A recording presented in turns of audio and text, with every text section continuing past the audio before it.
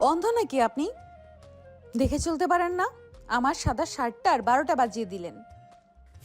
আরে ম্যাডাম, আপনার সাদা শার্টের চিন্তা করছেন?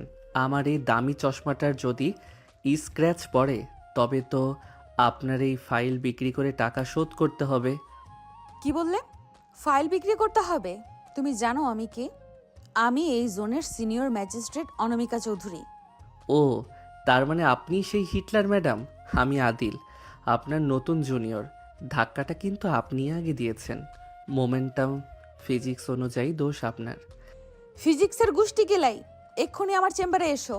তোমাকে আজ আমি প্রশাসনিক ফিজিক্স শেখাবো। অনামিকা সিনিয়র ম্যাজিস্ট্রেট অসম্ভব সুন্দরী, কিন্তু মেজাজ সব সময় তুঙ্গে থাকে তার। আর ওদিকে আদিল নতুন জয়েন করা জুনিয়র অফিসার, ফাজিল এবং চঞ্চল। মুখে মুখে তর্ক করা তার শখ। এই কিছুক্ষণ আগেই তিনি দ্রুত পায়ে হাঁটছিলেন। তার হাতে কফি আর কিছু ফাইল ছিল। আদিল কানে হেডফোন লাগিয়ে গান গাইতে গাইতে করিডোর দিয়ে দৌড়ে আসছিল। কর্নারে দুজনের সজোরে ধাক্কা লাগলো। অনামিকার সাদা শার্টে কফি পড়ে গেল আর আদিলের চশমা ছিটকে পড়ল। অনামিকা চিৎকার করে উঠল। আদিল চোখ কচলাতে কচলাতে জবাব দিল, কিন্তু অনামিকা রাগে কাঁপতে থাকলো। সে আদিলকে ডেকে অফিসে পাঠালো। অনামিকা নিজের চেয়ারে বসে ফুঁসছে। আদিল হেলতে দুলতে ভেতরে ঢুকলো এবং বিনা অনুমতিতে চেয়ার টেনে বসে পড়ল। বসতে বলেছি তোমাকে? সিনিয়রের রুমে ঢুকার ম্যানার শেখনি? ম্যানার দিয়ে কি পেট ভরে ম্যাডাম? অনেকক্ষণ ধরে দাঁড়িয়ে আছি, পা ব্যথা করছে। আর তাছাড়া আপনি তো বললেন শেখাবেন, বসে শিখলে মনোযোগ ভালো থাকে। অনামিকা একটা মোটা ফাইল আদিলের দিকে ছুঁড়ে দিয়ে বলল, এই ফাইলটা 1 ঘন্টার মধ্যে সামারি করে আনো। যদি একটা কমা বা সেমিকোলনেও ভুল হয় তবে আজ তোমার জয়নিং লেটার আমি ক্যান্সেল করে দেব। আদিল ফাইলটা ধরে নাকে শুকে বলে, ম্যাডাম, ফাইল থেকে পচা গন্ধ বের হচ্ছে। কত বছর ধরে এটা আলমারিতে পড়ছে। আর সামারি তো করবই, কিন্তু বিনিময়ে কি পাবো? 1 কাপ কফি? তবে এবার কিন্তু আমার শার্টে ফেলবেন না। Adil, get out of my office. Adil সেখান থেকে বেরিয়ে আসে। কিছুক্ষণ পর ক্যান্টিনে বসে মকবুল আর রকির সাথে আড্ডা দিচ্ছে। জলি আপা আর সিরাজ সাহেব পাশের টেবিলে বসে কান খাড়া করে আছেন। মকবুল অফিসের পিয়ন, সে যে সবসময় দুজনের ঝগড়ায় ঘি ঢালে। আর জলি আপা অফিসের বড় আপা, সারাদিন গসিপ আর চা নিয়ে থাকেন। মকবুল ভাই, আপনাদের ম্যাডামের কি মাথায় কোনো স্ক্রু ঢিলা আছে? হুটহাট করে ফাইল ছড়ে কেন? ভাই সাহেব, ম্যাডাম তো ভাগেনি। ওনার কাছে যাওয়ার আগে আমরা সবাই বিসমিল্লা পড়ে যাই। আপনি তো জ্যান্ত জমের সাথে পাঙ্গা নিয়েছেন। জলি আপা চায়ের কাপ হাতে নিয়ে এগিয়ে এসে বলে, আরে আদিল, ম্যাডাম কিন্তু আনম্যারিড। ওনার মেজাজ এমন হওয়ার কারণ হয়তো কোনো ছ্যাঁকা ট্যাকা হতে পারে। মিষ্টি কথা। জলিয়াপা ওনাকে তো দেখলেই মনে হয় চিরতা ভেজানো পানি খেয়ে দিন শুরু করেন। ওনার মেজাজ ঠিক করতে হলে একটা বড় শকিং থেরাপি লাগবে। অফিস ছুটি হয়েছে, বাইরে ঝমঝম করে বৃষ্টি। অনামিকার গাড়ি নষ্ট হয়ে গেছে। সে সিঁড়ির নিচে দাঁড়িয়ে বিরক্ত হয়ে ঘড়ি দেখছে। আদিল তার বাইক নিয়ে সেখান দিয়ে বের হচ্ছিল। কি ম্যাডাম, বাঘিনী কি এখন বৃষ্টিতে ভিজে বিড়াল হয়ে যাবে? লিফট লাগবে নাকি? তোমার ওই ভাঙা বাইকে আমি উঠবো? তার চেয়ে ভিজে বাসায় যাওয়া ভালো। ভাঙা বাইক? এটা স্পোর্টস বাইক ম্যাডাম, উঠলে তো নামতে চাইবেন না। আর হ্যাঁ, বৃষ্টিতে ভিজলে কিন্তু আপনার ওই ম্যাজিস্ট্রেটের মেকআপ ধুয়ে যাবে। তখন কিন্তু আসল চেহারাটা বের হয়ে পড়বে। অনামিকা রাগে বাইকের পেছনে উঠে বসে। বেশি কথা বলবে না, চলো বাসার সামনে ড্রপ করে দেবে। আর খবরদার, বাইক জোরে চালাবে না। আদিল হুট করে ব্রেক কষল। অনামিকা টাল সামলাতে না পেরে আদিলের পিঠের উপর আছড়ে পড়ল। অনামিকার ভিজে চুলের ছাপটা আদিলের মুখে লাগলো। এক মুহূর্তের জন্যে দুজনের কথা থেমে গেল। ম্যাডাম, ব্রেক কষলে কিন্তু একটু জড়িয়ে ধরা যায়, ওটা অপরাধ না। আপনার সিট বেল্ট তো আমি না। আদিল, তোমাকে আমি জ্যান্ত পুড়িয়ে মারবো। গাড়ি চালাও বলছি। বাসায় ফিরে আদিল তার দোস্ত রকিকে ফোন দিল। দোস্ত, কাল ম্যাডামের অফিসের চেয়ারে আঠা লাগিয়ে দেব।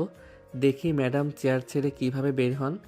আজ আমাকে বাইকে বসিয়ে অনেক শাসন করেছে। সাবধানে করিস দোস্ত, ম্যাজিস্ট্রেট কিন্তু তোকে জেলে ঢোকাবে। জেলে ঢোকালে ওর সাথেই ঢুকবো। জেলখানার লকআপে বসে ঝগড়া করার মজাই আলাদা। সকাল 9টা। অনামিকা চৌধুরী তার কেবিন আর অফিসের করিডোর কাঁপিয়ে ঢুকছেন। তার পরনে আজ কড়া স্ত্রী করা আকাশি রঙের শাড়ি, চোখে চশমা। অফিসের সবাই জানে আজ কোনো গুরুত্বপূর্ণ কেসের ফাইল রেডি করার কথা। অন্যদিকে আদিল আজ একটু বেশি আগে অফিসে পৌঁছিয়েছে। তার হাতে একটা ছোট tube, super strong glue. Adil চুপি চুপি অনামিকার চেম্বারে ঢুকে তার দামি রিভলভিং চেয়ারের কুশনে আঠার একটা আস্ত স্তর লাগিয়ে দিল। ঠিক তখনই অনামিকা ঢুকছে দেখে সে দ্রুত ফাইল নিয়ে পড়ার ভান করলো। অনামিকা রুমে ঢুকে চেঁচিয়ে ওঠে, আদিল, তুমি এত সকালে আমার রুমে কি করছো? আবার কোনো ফোন দিয়ে আসছো না তো? আদিল খুব নিরীহ মুখে বলে, ম্যাডাম, আপনি সবসময় আমাকে সন্দেহ করেন। আমি তো জাস্ট আপনার কালকের দেওয়া ফাইলটা মুখস্থ করছিলাম। ভাবলাম সিনিয়র ম্যাডামকে ইমপ্রেস করি। অনামিকা সন্দেহের চোখে তাকিয়ে থাকে। ইমপ্রেস করতে হবে না, যাও নিজের টেবিলে গিয়ে বসো। আর মকবুলকে বলো আমার কফি আনতে। অনামিকা আয়েশ করে তার চেয়ারে বসলেন। আদিল দরজার আড়ালে দাঁড়িয়ে মনে মনে কাউন্টডাউন শুরু করলো। 5, 4, 3, 2, 1। অনামিকা কাজ শুরু করতে গিয়ে একটু নড়াচড়া করতেই বুঝলেন কিছু একটা গড়বড়। আদিল, আদিল, এদিকে এসো। আমার চেয়ারে কি লাগিয়েছো তুমি? আদিল ভেতরে ঢুকে আকাশ থেকে পড়ার ভান করে। কি হয়েছে ম্যাডাম? আপনি এমনভাবে চিৎকার করছেন যেন চেয়ারে বাঘ বসে আছে। অনামিকা ওঠার চেষ্টা করে ব্যর্থ হয়ে বলে, আমি উঠতে পারছি না আদিল, আমার শাড়ির চেয়ারের সাথে আটকে গেছে। তুমি কি এখানে আঠা লাগিয়েছো? শয়তান ছেলে, এক্ষুনি মকবুলকে ডাকো। আরে না না, মকবুলকে ডাকলে তো পুরো অফিস জেনে যাবে যে সিনিয়র ম্যাডাম চেয়ারের মায়ার টানে আটকে গেছেন। আমি সাহায্য করছি। আদিল অনামিকার পেছনে গিয়ে শাড়িটা ছাড়ানোর চেষ্টা করতে লাগলো। অনামিকার রাগে চলছেন। আদিলের হাত অনামিকার পিঠে আর কোমরে লাগছে বারবার। অনামিকা শিউরে উঠলেন। আদিল, সাবধান, শাড়িটা ছিঁড়ে না যায়। আর তুমি এভাবে হাত দিচ্ছ কেন? আদিল একটু নিচু হয়ে অনামিকার কানের কাছে এসে বলে, হাত না দিলে ছাড়াবো কিভাবে ম্যাডাম? আপনার এই দামি কাতান শাড়িটা তো আপনার ইগোর মতো শক্ত হয়ে আটকে আছে। একটু নড়ুন তো। অনামিকা হুট করে নড়তে গিয়ে আদিলের খুব কাছে চলে আসলেন। আদিলের নিঃশ্বাসের উষ্ণতা অনামিকার ঘাড়ের কাছে লাগছে। এক মুহূর্তের জন্যে অনামিকা তার সব রাগ ভুলে গেলেন। আদিলের হাতের স্পর্শে তার শরীরে এক অদ্ভুত কম্পন শুরু হলো। আদিলও একটু থমকে গেল। অনামিকার গায়ের মিষ্টি পারফিউমের গন্ধে তার মাথা ঝিমঝিম করছে। অনেক কষ্টে শাড়িটা ছাড়ানো হলো, কিন্তু অনামিকার শাড়ির আঁচলের এক কোণা চেয়ারেই রয়ে গেল। অনামিকা রাগে কাঁপতে কাঁপতে ডেস্ক থেকে একটা ফাইল খুঁজতে লাগলেন, কিন্তু ফাইলটা উধাও। আদিল, আমার ইম্পর্ট্যান্ট ফাইলটা কোথায়? ওই যে নীল কভারের ফাইলটা। কোন ফাইল? ও, ওই যেটাতে আপনি কাল আমাকে বকা দিয়েছিলেন। ওটা তো আমি সিরাজ সাহেবের কাছে দিয়ে এসেছি। আপনি তো বলেছিলেন ওটা চেক করতে। মিথ্যা কথা, আমি ওটা চেক করতে বলিনি। মকবুল, মকবুল, এদিকে এসো। মকবুল হাতে ঝাড়ু নিয়ে ঘরে ঢুকলো, সাথে শাইলাও এসেছে। ম্যাম, হুকুম করেন। আদিল ভাই কি আবারও কোনো কাণ্ড করেছে? ওনার পকেট চেক করব? আরে মকবুল ভাই, ম্যাডাম ফাইল হারিয়েছেন, এখন কি আমাকে অ্যারেস্ট করবেন নাকি? ম্যাডাম, আদিল ভাইকে তো দেখলাম ফাইলটা নিয়ে করিডোরের দৌড়াতে। উনি মনে হয় ওটা কোথাও লুকিয়ে রেখেছেন। আদিল, ফাইল দাও বলছি, না হলে আমি এক্ষুনি পুলিশের এএসপিকে ফোন করব। এটা সরকারি নথি চুরির মামলা হবে। দিন না ফোন। এসপি সাহেবকে বলবো যে ম্যাডাম চেয়ারে আঠা লাগিয়ে বসে থাকেন, তাই আমি ফাইল নিয়ে সেবা করেছি। উপরে আদিল ক্যান্টিনে বসে পকোড়া খাচ্ছে। জলিয়াপা আর সিরাজ সাহেব পাশের টেবিলে বসে ফিসফিস করছেন। বুঝলেন সিরাজ সাহেব, আদিল ছোকরা কিন্তু অনামিকার পিছে ভালোই লেগেছে। আজ তো শুনলাম অনামিকার শাড়ি ছাড়াতে গিয়ে সে ম্যাডামকে জড়িয়ে ধরেছিল। আরে বলেন কি, এ তো খোল করে কাল ম্যাজিস্ট্রেট ম্যাডামকে জড়িয়ে ধরা, এর শাস্তি তো কঠিন, জেল। আরে জলিয়াপা, জড়িয়ে ধরিনি তো, জাস্ট প্রফেশনাল হেল্প করেছি। ম্যাডাম তো নড়তেই পারছিলেন না, আপনারাও না। আদিল পালা, অনামিকা ম্যাডাম তোর বাইকের চাবি সিজ করেছেন। বলছেন ওটা বাজেয়াপ্ত করা হয়েছে। কি? আমার স্বাদের বাইক? দাঁড়াও ম্যাডাম, এবার আমি তোমার লিফটে তালা না লাগালে আমার নাম আদিল না। অফিস ছুটি হওয়ার সময় অনামিকা লিফটে উঠেছেন। আদিল দৌড়ে লিফটে ঢুকলো। আদিল চায় লিফটে অনামিকার সাথে ঝগড়া করে চাবি উদ্ধার করতে, কিন্তু বিধিবাম লিফট মাঝপথে আটকে গেল। আদিল, তুমি লিফটে কেন? আর এটা থামলো কেন? আদিল লিফটের প্যানেলে ঘুষি মারতে মারতে বলে, আমি কি জানি, আপনার এই অফিসের লিফট তো আপনার মেজাজের মতো, যখন তখন বিগড়ে যায়। এখন বসে থাকুন আমার সাথে। অনামিকা অন্ধকারে ভয় পায়। আদিল, লাইট নিভে গেল কেন? আমার খুব দম বন্ধ লাগছে। আদিল, কোথাও যেও না। অনামিকা অন্ধকারে হাতড়াতে হাতড়াতে আদিলের হাত ধরে ফেললো। তার হাত কাঁপছে। আদিল বুঝলো ম্যাডাম ভয় পাচ্ছেন। সে তার রাগ ভুলে অনামিকার কাঁধে হাত রাখলো। আরে ভয় পাবেন না, আমি আছি তো। আপনি তো বাঘিনী, অন্ধকারে ভয় পান কেন? অনামিকা আদিলের বুকের সাথে মিশে গিয়ে বলে, আদিল, চুপ করো। আমাকে শক্ত করে ধরো, আমার হার্টবিট বেড়ে যাচ্ছে। আদিল অনামিকাকে চাপটে ধরল। অন্ধকারের মাঝে অনামিকার উষ্ণ নিঃশ্বাস আদিলের গলায় লাগছে। আদিল অনুভব করতে পারছে অনামিকার বুকের ধুকপুকানি। আদিল ধীরে ধীরে অনামিকার মাথায় হাত বুলাতে লাগলো। অনামিকা যেন ওই মুহূর্তে তার জুনিয়রকে নয়, বরং একজন আশ্রয়কে খুঁজে পেল। আদিল নিচু হয়ে অনামিকার কপালে একটা হালকা চুমু খেয়ে ফেলল। অনামিকা চুমুর স্পর্শে থমকে গিয়ে বলে, আদিল, তুমি এটা কি করলে? তুমি জানো এটা কত বড় অপরাধ? অন্ধকারে অপরাধ পূর্ণ দেখা যায় না ম্যাডাম, আমি তো জাস্ট আপনার ভয় কমানোর চেষ্টা করছি। ঠিক তখনই লিফট চলতে শুরু করলো আর লাইট জ্বলে উঠলো। অনামিকা চট করে আদিলকে ধাক্কা দিয়ে সরিয়ে চুল ঠিক করতে লাগলেন। তার বুক তখন লজ্জায় আপেল হয়ে আছে। রাত 11টা। আদিল বাসায় বসে নিজের বাইকের চাবির কথা ভাবছে। সে অনামিকাকে ফোন দিল। হ্যালো ম্যাডাম, আমার বাইকের চাবিটা ফেরত দেবেন, নাকি ওটা দিয়ে আপনার ঘরের তালা খুলবেন? বেয়াদব, চাবি দেব না। ওটা এখন আমার কাছে নিরাপদ। আর লিফটে যা করেছো তার জন্য কাল তোমার শোকজ লেটার রেডি থাকবে। শোকজ দেবেন? ঠিক আছে, তবে কাল থেকে আপনাকে অফিসে হেঁটে যেতে হবে, কারণ আপনার গাড়ির টায়ারের হাওয়া আমি আজ বিকালেই বের করে দিয়েছি। আদিল, আমি তোমাকে জেল খাটাবো। তুমি জানো না আমি কে? জানি তো, আপনি আমার সেই সিনিয়র ম্যাডাম, যিনি অন্ধকারে আমাকে শক্ত করে জড়িয়ে ধরেন। Good night. সকালবেলা অনামিকা ম্যাডামের মুড অফ, কারণ আদিল তার গাড়ির চাকা থেকে হাওয়া বের করে দিয়েছে। অনামিকা ঠিক করলেন আজ অফিস হবে আদিলের বাসায়। তিনি ম্যাজিস্ট্রেট পাওয়ার ব্যবহার করে আদিলের বাড়িতে হোম ইনভেস্টিগেশন করতে যাবেন। কিন্তু তিনি জানতেন না আদিলের বাসায় যাওয়া মানেই হলো মগের মল্লুকে পা রাখা। সকাল 10টা। অনামিকা তার সরকারি জিপ নিয়ে আদিলের বাড়ির সামনে হাজির, সাথে মকবুল আর সিরাজ সাহেব। অনামিকা আজ চড়া মেকআপ আর ফর্মাল স্যুট পরেছেন। আদিল তখন বারান্দায় দাঁড়িয়ে লুঙ্গি পরে আয়েশ করে দাঁত মাজছে আর রাস্তার কুকুরদের দিকে পানি ছিটাচ্ছে। অনামিকা গাড়ি থেকে নেমে, আদিল, এই অবস্থায় আপনি বারান্দায় দাঁড়িয়ে কি করছেন? আপনার কি অফিসে যাওয়ার কোনো বালাই নেই? আদিল মুখ ভর্তি ফেনা নিয়ে বলে, ওরে বাবা, আমার কুঁড়ে ঘরে আজ চাঁদের আলো নাকি ম্যাজিস্ট্রেটের টর্চ লাইট? ম্যাডাম, আপনার গাড়ি তো ঠিক হওয়ার কথা না। লিফট লাগবে নাকি আমার বাইকে? ওহো, আমার বাইকের চাবি তো আবার আপনার ব্যাগে চুরি হয়ে আছে। মুখ সামলে কথা বলো আদিল। আমি এখানে ইনভেস্টিগেশন করতে এসেছি। সরকারি চাকরিতে জয়েন করার আগে আপনার বাড়ির পরিবেশ কেমন সেটা দেখা আমার দায়িত্ব। মকবুল, সিরাজ সাহেব, ভেতরে চলুন। আসুন আসুন, তবে সাবধান ম্যাডাম, আমাদের ড্রয়িং রুমের সোফায় কিন্তু একটা স্প্রিং বের হয়ে আছে, ওটা আপনার দামি ড্রেস ছিঁড়ে ফেলতে পারে। আর সিরাজ সাহেব, আপনি ফাইল আনছেন কেন? আজ কি আমার ঘরেও সিল মারবেন? ড্রয়িং রুমে ঢুকেই অনামিকা নাক শীতকালেন। চারিদিকে আদিলের মোজা, গেঞ্জি আর আধ খাওয়া বিস্কুটের প্যাকেট ছড়িয়ে আছে। রহিম খালা ঝাড়ু নিয়ে সেখানে হাজির। এই যে বিটি, জুতা খুলে ঢুকেন। আমার গড়ে কি মগের মুলুক পাইছেন? মেলা কষ্ট কইরা গড় মুছছি।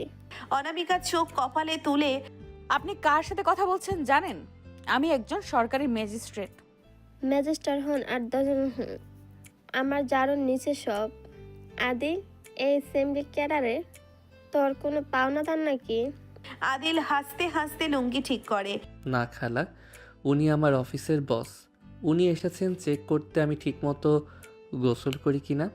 সিরাজ সাহেব, আপনি কি রহিমা খালার বিরুদ্ধে কোনো ধারা লিখবেন? ম্যাডাম, ধারা 353 অনুযায়ী সরকারি কাজে বাধা দেওয়ার জন্য আমরা বাধ্য নিতে পারি। অনামিকা আদিলের পড়ার টেবিলে গিয়ে বসা মাত্রই আদিল তার ব্যাগ থেকে চুপি চুপি বাইকের চাবিটা বের করে নিল। বিনিময়ে অনামিকার ব্যাগে ঢুকিয়ে দিল একটা কাঁচা মরিচ আর এক টুকরো সাবান। আদিল, এই ডায়েরিটা কিসের? এখানে আমার নাম লেখা কেন? ওটা আমার শত্রু তালিকা ম্যাডাম।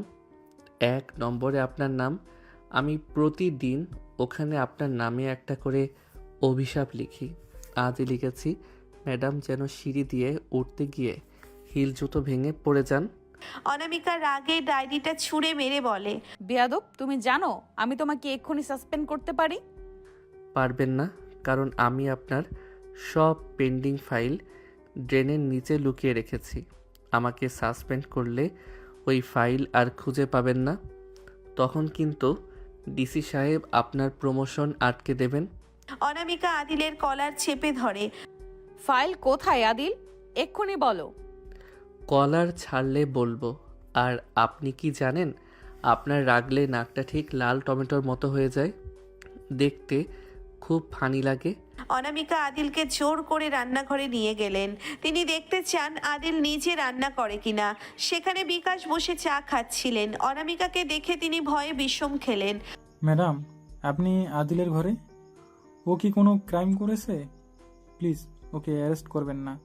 আমাদের বংশের একটাই তো সরকারি চাকরি। আরে ভাই, ম্যাডাম এসেছেন আমাকে রান্না শেখাতে। ম্যাডাম, এই আলুগুলো একটু কেটে দেন তো।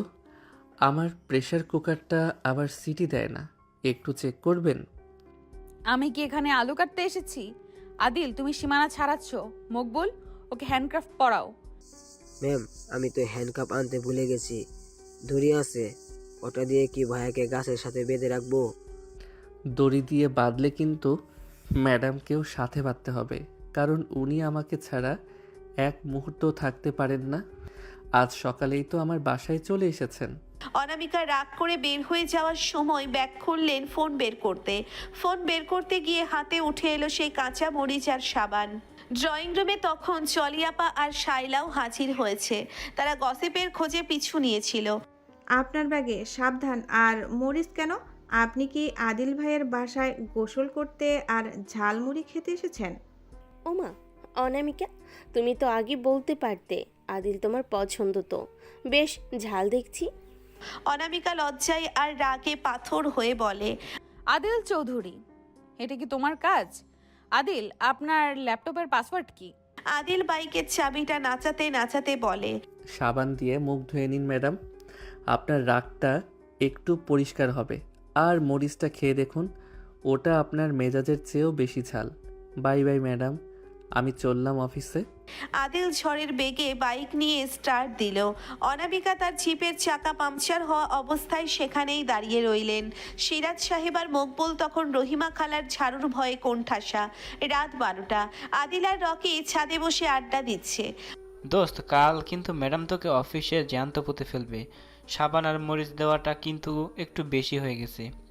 আরে না, কাল আমি অফিসে গিয়ে বলবো ম্যাডাম আমার চাবি চুরি করেছিলেন, তাই আমি ওনার ব্যাগে ওগুলো রেখেছি।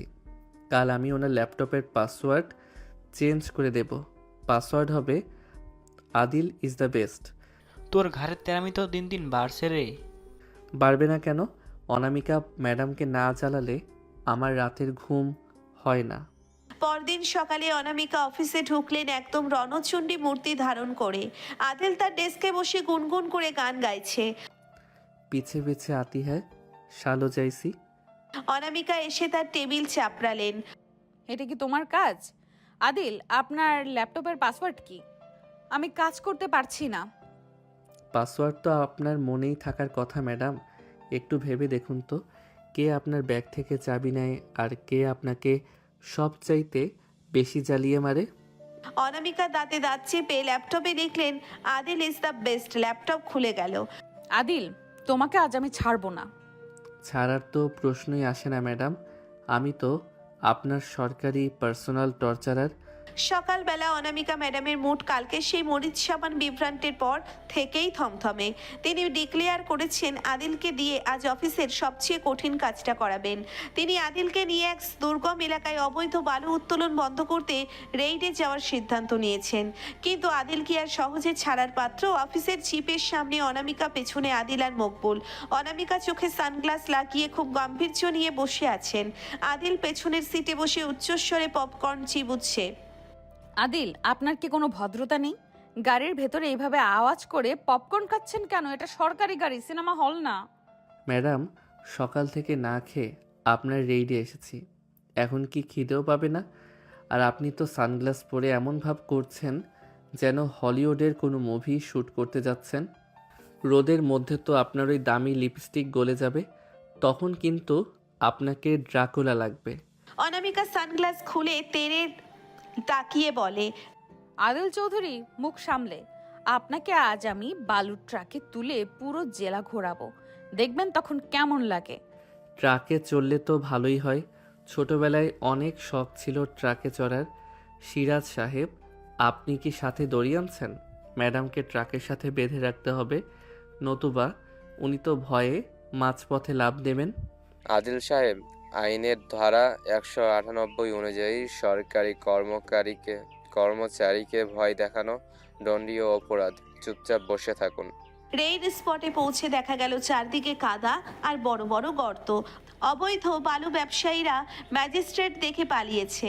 অনামিকা গাড়ি থেকে নেমে খুব সাবধানে হাঁটছেন যেন তার ড্রেসে কাদা না লাগে। আদিল ঠিক তার পাশ দিয়ে লাফিয়ে লাফিয়ে হাঁটছে। ম্যাডাম, সাবধানে, এই কাদার গভীরতা কিন্তু আপনার ইগোর চেয়েও বেশি। একবার পড়লে কিন্তু ফেস ওয়াশ দিয়েও কাদা পরিষ্কার হবে না। আমাকে জ্ঞান দিতে হবে না মকবুল, ওই বালুর উত্তোলনের মেশিনটা জব্দ করো। আদিল, আপনি গিয়ে ওই মেশিনের চেনটা ঠিক মতো লক হয়েছে কিনা চেক করুন। আমি কেন? আমি তো আপনার জুনিয়র অফিসার, মেকানিক না। আপনি বরং নিজে গিয়ে চেক করুন। আপনি তো আবার সব কাজ নিখুঁত চান। অনামিকা জেদের বসে এক পা এগোতেই তার হিল জুতো কাদার মধ্যে গেঁথে গেল। তিনি টাল সামলাতে না পেরে আদিলের ওপর আছড়ে পড়লেন। দুজনেই ধপাস করে এক হাঁটু কাদার মধ্যে পড়ে গেলেন। অনামিকার সাদা ড্রেস এখন মাটির রঙে রঙিন। আদিল কাদা মেখে হাসতে হাসতে বলে, হা হা হা। ম্যাডাম, আপনার সাদা শাড়ি তো এখন ব্রাউন শাড়ি হয়ে গেছে। আমি তো বললাম ফিজিক্সের মোমেন্টাম দোষ আপনারই। অনামিকার রাগে প্রায় কাঁদো কাঁদো অবস্থা। আদিল, আমি তোমাকে আজ কাঁচা চিবিয়ে খাবো। তুমি কি আমাকে ইচ্ছে করে এখানে ফেলে দিলে? আমি কেন ফেলতে যাব? আমি তো আপনাকে সেভ করতে গিয়ে নিজেও এখন মাঠবাদ নিচ্ছি। এই কাদামাখা অবস্থায় আপনাকে একদম সেই ছোটবেলার কাদামাখা ভূতের মতো লাগছে। শাইলা আর মকবুল দূরে দাঁড়িয়ে এই দৃশ্য দেখে নিজেদের হাসি চাপার চেষ্টা করছে। মকবুল ভাই, ম্যাডামের এই অবস্থা যদি ডিসি স্যার দেখে তবে তো সবার চাকরি যাবে। কিন্তু বিশ্বাস করেন আদিল ভাই, আর ম্যাডামকে কাদার মধ্যে একসাথে বেশ লাগছে। চুপ করো শাইলা, ম্যাডাম শুনলে তোর পার্লারে যাওয়া বন্ধ করে দেবে। তবে ভাইয়া যেভাবে ম্যাডামের গা থেকে কাদা ঝেড়ে দিচ্ছে, ওটা ঝাড়া নাকি আরও কাদা মাখানো তা বুঝলাম না। বৃষ্টি শুরু হয়েছে। অনামিকা আর আদিল নদীর ধারের একটি ছোট্ট টিনের চালার নিচে আশ্রয় নিলেন। অনামিকা শীতে কাঁপছেন, তার চুলগুলো ভিজে মুখের উপর এসে পড়েছে। আদিল তার গায়ের জ্যাকেটটা খুলে বিরক্তির সাথে অনামিকার দিকে বাড়িয়ে দিল। নিন, এটা গায়ে দিন। আবার ঠান্ডায় মরে গেলে আমার নামে খুনের মামলা হয়ে যাবে। তখন আমার এই তেরা ঘাটটা আপনি ফাঁসিতে ঝোলাবেন। তোমার জ্যাকেট আমি পরবো না। তোমার জ্যাকেট থেকে ঘামের গন্ধ বের হচ্ছে। ঘামের গন্ধ না, ওটা পুরুষের পারফিউম। নিন বলছি, নতুবা আমি এখনই আপনাকে আবার নদীর জলে চুবিয়ে দেব। অনামিকা অনিচ্ছা সত্ত্বেও জ্যাকেটটা গায়ে দিলেন। আদিল হঠাৎ করে অনামিকার খুব কাছে গিয়ে তার চুলের কাদা পরিষ্কার করে দিতে লাগলো। অনামিকা থমকে গেলেন। আদিলের হাতের ছোঁয়া আজ বড্ড নরম।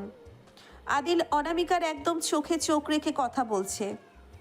ঝগড়া তো অনেক করলেন ম্যাডাম, কিন্তু আজ এই অবস্থায় আপনার ওই ম্যাজিস্ট্রেট ভাবটা কোথায় গেল? এখন তো আপনি জাস্ট একটা ভেজা বিড়াল। আদিল, সরো এখান থেকে, তুমি বেশি বাড়াবাড়ি করছো। বাড়াবাড়ি আমি করি না ম্যাডাম, আপনি আমার তেরামি উস্কে দেন। এই যে আপনি আমাকে জব্দ করতে এখানে আনলেন, লাভ কি হলো? আপনার দামি লিপস্টিক তো এখন কাদার সাথে মিক্স হয়ে গেছে। ফিরতি পথে গাড়িতে সিট নেই, আদিলকে বসতে হয়েছে অনামিকার একদম ঘেঁষে। মকবুল গাড়ি চালাচ্ছে আর বারবার ব্রেক করছে। প্রতিটা ব্রেকে অনামিকা আদিলের উপর আছড়ে পড়ছেন। মকবুল, তুমি কি গাড়ি চালানো ভুলে গেছো? এত ব্রেক মারছো কেন? ম্যাম, রাস্তায় গরু ছাগল বেশি, আমার তো দোষ নেই। ম্যাডাম, আপনি কি ইচ্ছা করে আমার উপর পড়ছেন? আপনি তো বললেন আমি বেয়াদব, তবে আমার সাথে এত ঘেঁষে বসছেন কেন? মুখ বন্ধ করো আদিল। আমি পড়ে যাচ্ছি বলে হাত দিয়েছি।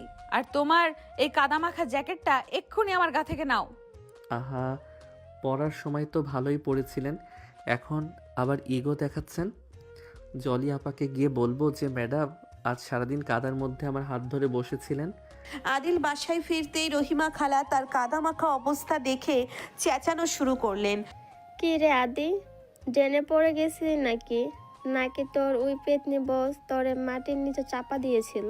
আরে না খালা, ম্যাডাম আর আমি মিলে আজ মাটির সাথে বন্ধুত্ব করেছি। খালা একটা ভালো সাবান দাও তো, ম্যাডামকে কাল আবার সাবান গিফট করতে হবে। তোর কপালে জারুর বাড়ি আছে রে আদি, ওই ম্যাজিস্ট্রেটের লগে যে তুই কি সুর করছিস উপরওয়ালাই জানে। অনামিকা বাসায় ফিরে শাওয়ার নিয়ে ডায়েরি খুললেন। তিনি আজকের দিনের সব ক্ষোভ ডায়েরিতে লিখছেন। আজ আদিলের জন্য আমার সাদা শাড়িটা নষ্ট হলো। ছেলেটা এত তেরা কেন? কিন্তু লিফটে সেই চুমু আর আজ কাদার মধ্যে ওর ওই অদ্ভুত যত্ন, না, ও জাস্ট আমাকে অপমান করতে চায়। কাল আমি ওকে অফিসের সব চাইতে পুরনো আর ময়লা ফাইলগুলো পরিষ্কার করতে দেব। আদিল চৌধুরী, তোমার হার আমি গুঁড়ো করব। সকাল 9টা। অনামিকা ম্যাডাম অফিসে ঢুকেই দেখলেন আদিল তার টেবিলের ওপর পা তুলে দিয়ে বড় একটা বাটি নিয়ে বসে পান্তা ভাত আর কাঁচামরিচ খাচ্ছে। আদিল, এটা কি আপনার ডাইনিং রুম? অফিসের টেবিলে পান্তা ভাত খাচ্ছেন কোন সাহসে? ম্যাডাম, কাল কাদার মধ্যে কাজ করে খুব খিদে লেগেছে, আর মাটির মানুষের জন্য পান্তা ভাতই সেরা। খাবেন নাকি? এক লোকমা। কাঁচা মরিচটা আপনার মেজাজের মতোই করা। আজ আপনাকে দিয়ে আমি পুরো অফিসের স্টোর রুম পরিষ্কার করাবো। সিরাজ সাহেব, আজ কোনো কাজ নেই, শুধু আদিলের শাস্তি হবে। Store room? ওটা তো ভূতের বাড়ি। ঠিক আছে ম্যাডাম, আমি স্টোর রুম পরিষ্কার করব, কিন্তু আপনাকেও সাথে থাকতে হবে, কারণ ভূতেরা তো আবার একা একা ভয় পায়। অনামিকা রেগে চলে যায়। কিছুক্ষণ পর অফিসের পরিবেশ বেশ থমথমে। অনামিকা ম্যাডাম তার কেবিনে পায়চারি করছেন। হঠাৎ তিনি আদিলকে ভেতরে ডাকলেন। আদিল ভাবছিল আবার কোনো বকা খাবে, কিন্তু অনামিকার মুখ আজ অন্যরকম, রহস্যময়। অনামিকার কেবিন পর্দা টানা। আদিল এক হাতে ফাইল আর অন্য হাতে একটি আপেল নিয়ে দাঁড়িয়ে আছে। আদিল শোনো, এটা কোনো গোপন ইনভেস্টিগেশন করতে হবে। একটা গোপন ইনভেস্টিগেশন করতে হবে, বাইরের কেউ যেন না যায়। আমাদের স্টোররুমে একটা ফাইল আছে, নাম তৌরিক তালুকদার। এই ফাইলটা আমার আজকেই চাই। তৌকির তালুকদার? এইটা আবার কে? আপনার কোনো প্রাক্তন প্রেমিক নাকি? ম্যাডাম, জলিয়াপা জানলে তো আপনার চাকরি নট। ফালতু কথা বলবেন না আদিল। তৌরিক তালুকদার একজন বড় দুর্নীতিবাজ ব্যবসায়ী। ওর বিরুদ্ধে কিছু গোপন নথি ওই স্টোররুমের স্তূপের মধ্যে চাপা পড়ে আছে। আমাকে ওটা উদ্ধার করতে হবে। ও, তার মানে আপনি জেমস বন্ড হতে চাইছেন? ঠিক আছে, আমি যাচ্ছি, কিন্তু বিনিময়ে আমাকে 3 দিন ছুটি দিতে হবে, আর আমার বাইকের জরিমানা মাফ করতে হবে। আগে ফাইল খুঁজে আনো, তারপর বিবেচনা করা যাবে। যাও। অফিসের একদম শেষ মাথায় সেই স্টোর রুম। ধুলোবালি, মাকড়সার চাল আর পুরনো ফাইলের পাহাড়। আদিল একটা টর্চ নিয়ে ভেতরে ঢুকলো। চারিদিকে অদ্ভুত নিস্তব্ধতা। আদিল মনের সুখে গান গাইছে আর পা দিয়ে পুরনো কাগজ ছড়াচ্ছে। তৌকির ভাই, ও তৌকির ভাই, কই লুকাইছো? তোমার ম্যাডাম তোমারে ডাকে। হঠাৎ রুমের কোনায় একটা দীর্ঘ ছায়া নড়ে উঠল। আদিলের বুকের ধুকপুকানি বেড়ে গেল। সে টর্চটা সেই দিকে ফেলতেই দেখলো একটা সাদা মতো কিছু একটা নড়ছে। আদিল আর সহ্য করতে পারল না। আদিল গগনবিদারী চিৎকার দিয়ে ওঠে। ওরে বাবারে, ভূত ভূত, আমাকে বাঁচাও! তৌকির তালুকদার ভূত হয়ে ফিরে এসেছে। আদিল দৌড় দিতে গিয়ে একটা ফাইলের তাকের উপর পড়তে লাগলো। ঠিক তখনই সেই ছায়াটা তাকে চাপটে ধরলো।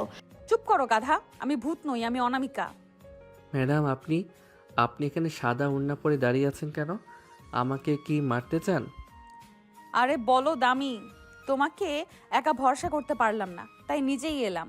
আর ওড়না দিয়ে মুখ ঢেকেছি যেন ধুলো না ঢোকে। এত বড় পালোয়ান একটা ছায়া দেখে চিৎকার করো? ছায়া না ম্যাডাম, আপনি অন্ধকারে যেভাবে দাঁড়িয়েছিলেন আপনাকে তো ভূতের চেয়েও ভয়ঙ্কর লাগছিল। আমার হার্ট তো এখন পেটের মধ্যে চলে গেছে। হয়েছে, এবার কাজ করো। দুজনে মিলে ধুলো মাখা স্তূপের মধ্যে ফাইল খুঁজছে। জায়গাটা খুব সংকীর্ণ।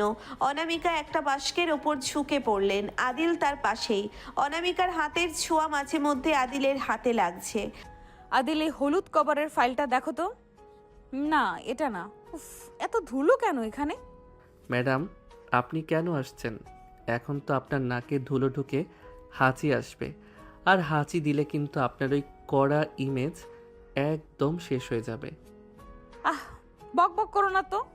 এই তো পেয়েছি মনে হয়, টি সিরিজের বক্স, তৌরিক তালুকদার। অনামিকা উচ্ছ্বাসে ফাইলটা টান দিতে গিয়ে ভারসাম্য হারিয়ে আদিলের ওপর পড়ে গেলেন। আদিল তাকে ধরে ফেললো। চারদিকে স্তূপ করা ফাইলের মাঝে তারা দুজন খুব কাছাকাছি। অনামিকার চোখের কাজল কিছুটা লেপ্টে গেছে, চুলে মাকড়সার জাল। আদিল নিজের হাত বাড়িয়ে অনামিকার চুল থেকে জালটা ছড়িয়ে নিল। ম্যাডাম, ফাইল তো পেলেন, কিন্তু এখন তো আপনাকে জ্যান্ত মাকড়সা মনে হচ্ছে। একটু সাবধানে। আদিল, তুমি কি সবসময় এমন তেরা কথা না বলে থাকতে পারো না? হঠাৎ করে বাইরে থেকে একটা ভারী শব্দ শোনা গেল। খটাস। কেউ একজন স্টোররুমে দরজা টেনে বাইরে থেকে তালা দিয়ে দিয়েছে। মকবুল ভাবছিল স্টোররুম খোলা পড়ে আছে, তাই সে তালা দিয়ে চাবি নিয়ে চলে গেছে। অনামিকা দরজার দিকে ছুটে গিয়ে বলে, এই কে? দরজা খোলো। মকবুল, শায়লা, কেউ আছো? আদিল দরজা ধাক্কিয়ে বলে, ওরে ভাই, ভেতরে আমরা আছি। তালা মারলি কেন রে বলত? ম্যাডাম, আমরা তো এখন ট্র্যাপে পড়ে গেলাম। অনামিকা মাথায় হাত দিয়ে বসে পড়ে। সর্বনাশ, কেউ যদি জানতে পারে আমি আর তুমি এই অন্ধকার স্টোর রুমে তালাবদ্ধ, তবে কালকের খবরের কাগজের হেডলাইন হবে ম্যাজিস্ট্রেটের গোপন store room dating. Dating? Madam, আপনার সাথে ডেটিং করার চেয়ে আমি জেলখানায় থাকা ভালো মনে করি। এখানে তো নিঃশ্বাস নেওয়ার জায়গা নেই, তার উপর আপনি আবার আমার উপর ঝগড়া করছেন। আমি ঝগড়া করছি? তুমি কেন জোরে চিৎকার করলে? তোমার চিৎকারের কারণেই কেউ হয়তো ভয় পেয়ে তালা দিয়েই দিয়েছে। আমার দোষ? আপনি ভূত সেজে দাঁড়িয়েছিলেন কেন? আপনি তো সব নষ্টের মূল। এখন আপনার এই ম্যাজিস্ট্রেট পাওয়ার দিয়ে দরজা ভাঙুন। রুমের ভেতরে গরম বাড়ছে। আদিল তার শার্টের বোতাম খুলে ফেলল। অনামিকা ঘামছেন। আদিল, শার্টের বোতাম লাগাও। এটা কি তোমার শোবার ঘর? ম্যাডাম, গরমে মরে যাচ্ছি। আপনি কি চান আমি এখানে সেদ্ধ হয়ে যাই? আর এই অন্ধকারে আপনি কি আমার সিক্স প্যাক দেখছেন নাকি? আমি তো জানতাম আপনি শুধু ফাইলে নজর দেন। অনামিকা রাগে একটা ফাইল ছুঁড়ে মেরে বলল, চুপ করো তেরা ছেলে, তোমার সিক্স প্যাক দেখার রুচি আমার নেই। এখন ভাবো এখান থেকে বের হব কিভাবে? আমার ফোনে কোনো নেটওয়ার্ক নেই। আমার ফোনেও নেই। স্টোর রুমের দেয়াল তো কংক্রিটের। এখন আমাদের ভাগ্য ওই মকবুলের হাতে। সে যদি কাল সকালে ঝাড়ু দিতে আসে তবেই মুক্তি। কাল সকাল? আমি কি সারা রাত এখানে তোমার ওই পচা জোক শুনে কাটাবো? উপায় নেই ম্যাডাম, এক কাজ করুন, এই পুরনো ফাইলের উপর বসে পড়ুন। আমরা বরং তৌকির তালুকদারের গল্প পড়ি। দেখি আপনার পছন্দের এই লোকটা কত বড় চোর ছিল। বাইরে মকবুল আর শাইলা কথা বলছে। শাইলা, ম্যাডামকে অনেকক্ষণ ধরে দেখছি না, গাড়িতে বাইরেই দাঁড়িয়ে আছে। হয়তো আদিল ভাইয়ের সাথে কোনো গোপন অভিযানে গেছেন। জলিয়াপা বলছে তারা নাকি নদীর পাড়ে রেড দিতে গেছে। আরে না, আমি তো দেখলাম তারা সিঁড়ি দিয়ে পেছনের দিকে গেল। কিছু একটা তো অবশ্যই ডালমে কালা হে। সবাই কাজে মন দাও। ম্যাজিস্ট্রেট ম্যাডাম কোথায় আছেন তা আমাদের জানার দরকার নেই। রাত গভীর হচ্ছে। অনামিকা খিদের চোটে ক্লান্ত। আদিল তার পকেট থেকে একটা বিস্কুটের প্যাকেট বের করলো, যেটা সে সব সময় সাথে রাখে। নিন ম্যাডাম, অর্ধেক আপনি খান। যদিও আপনার আভিজাত্যে হয়তো এই 10 টাকার বিস্কুট সইবে না। অনামিকা বিস্কুটটা নিয়ে কামড় দিয়ে বলে, ধন্যবাদ আদিল। তুমি আসলে এত তেরামি কেন করো? একটু কি ভদ্রভাবে চলা যায় না? ম্যাডাম, দুনিয়াটা তেরা। আপনি সোজা পথে চলতে গিয়ে সবার কাছে হিটলার হয়েছেন। আমি তেরা পথে চলে অন্তত মানুষের হাসিটা তো দেখি। আপনি কি শেষ কবে প্রাণ খুলে হেসেছেন মনে আছে? হাসি? আমার প্রফেশনে হাসি মানেই হলো দুর্বলতা। ভুল ধারণা। হাসি মানেই হলো শক্তি। এই যে এখন আমরা মরতে বসেছি, তবু দেখুন আমি আপনার সাথে ফাইজলামি করছি। এটা না করলে তো আপনি এতক্ষণে অজ্ঞান হয়ে যেতেন।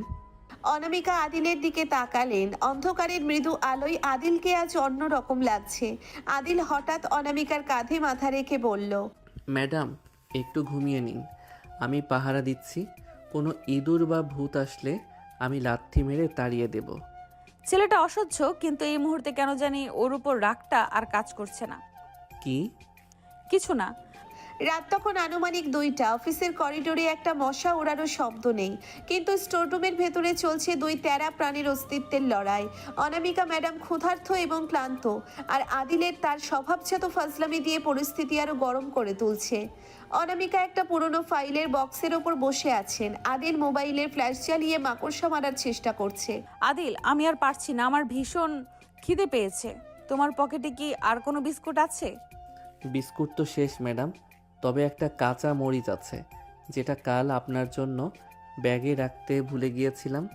খাবেন নাকি? প্রেশার হাই হবে, খিদে পালাবে। অনামিকা রাগে একটা ফাইল ছুঁড়ে মেরে বলল, অসভ্য, এই অবস্থায়ও তুমি মজা করছো? আমি যদি এখানে না খেয়ে মারা যাই, তবে তোমার নামে মার্ডার বাই স্টারভেশন, খাদ্যবিহীনতা, হত্যা মামলা হবে। আরে ম্যাডাম মরবেন কেন?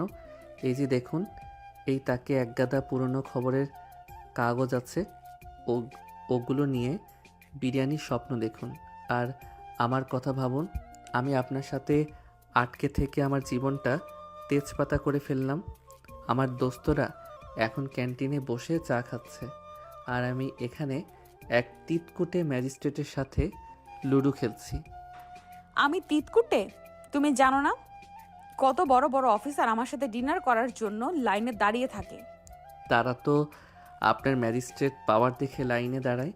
আমার মতো কে আছে যে এই অন্ধকারেও আপনার সাথে ঝগড়া করার সাহস পায়? হঠাৎ করে একটা খসখস শব্দ হলো। অনামিকা টর্চটা পায়ের নিচে ফেলতেই দেখলেন একটা নয়, বরং এক ঝাঁক বিশাল সাইজের তেলাপোকা তাদের দিকে ধেয়ে আসছে। অনামিকা গগন বিদারী চিৎকার দিয়ে বলে, আহ! আদিল, এগুলো কি? এগুলো তো তেলাপোকা। ওরে বাবারে, আমাকে বাঁচাও। আরে ম্যাডাম, আপনি তো বাঘিনী, তেলাপোকা দেখে ভয় পাচ্ছেন কেন? ওগুলো তো জাস্ট আপনার জুনিয়র অফিসার সালাম দিতে আসছে। ঠিক তখনই একটা তেলাপোকা অনামিকার শাড়ির ওপর দিয়ে ওড়ার চেষ্টা করলো। অনামিকা হিতাহিত জ্ঞান হারিয়ে এক লাফে আদিলের ওপর গিয়ে পড়লেন এবং আদিলকে শক্ত করে জড়িয়ে ধরলেন। আদিল ভারসাম্য সামলাতে না পেরে পেছনের ফাইলের স্তূপের উপর আছড়ে পড়ল। অনামিকা তার বুকের ওপর। অনামিকা আদিলের শার্ট খামচে ধরে। অনামিকা আদিলের বুকের ভেতর মুখ লুকিয়ে থরথর করে কাঁপছেন। আদিল, সরাও ওটাকে, আমার গায়ে উঠছে। প্লিজ আমাকে বাঁচাও। আরে ম্যাডাম শান্ত হন, আমি তো আছি। তেলাপোকা কি আর আপনার মতো ডেঞ্জারাস? তার চোখের জল আদিলের শার্ট ভিজিয়ে দিচ্ছে।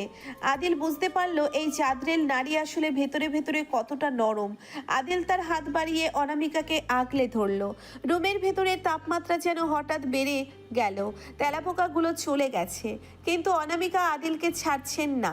আদিল অনুভব করতে পারছে অনামিকার হৃদস্পন্দন। সে ধীরে ধীরে অনামিকার চিবুক ধরে মুখটা উপরে তুলল। টর্চের মৃদু আলোয় অনামিকার ভেজা চোখ আর অগোছালো চুলগুলো এক মায়াবী রূপ ধারণ করেছে। ম্যাডাম আপনার ভয় কি চলে গেছে, নাকি আমাকে সিজ করার নতুন কোনো পরিকল্পনা করছেন? তুমি সবসময় এমন দুষ্টুমি কেন করো আদিল? আমাকে কেন এত জ্বালাও? না জ্বালালে কি আর আপনি আমাকে এভাবে জড়িয়ে ধরতেন? আপনার এই ম্যাজিস্ট্রেট গিরি যখন ধুলোয় মিশে যায়, তখন আপনাকে একদম ছোট বাচ্চার মতো লাগে। আদিল অনামিকার গালে হাত রাখলো। অনামিকা এবার আর বাধা দিলেন না। আদিল ধীরে ধীরে অনামিকার কপালে একটা দীর্ঘ চুমু আঁকলো। অনামিকা চোখ বুজে নিলেন। আদিলের অন্য হাতটা অনামিকার কোমরে শক্ত হয়ে বসলো।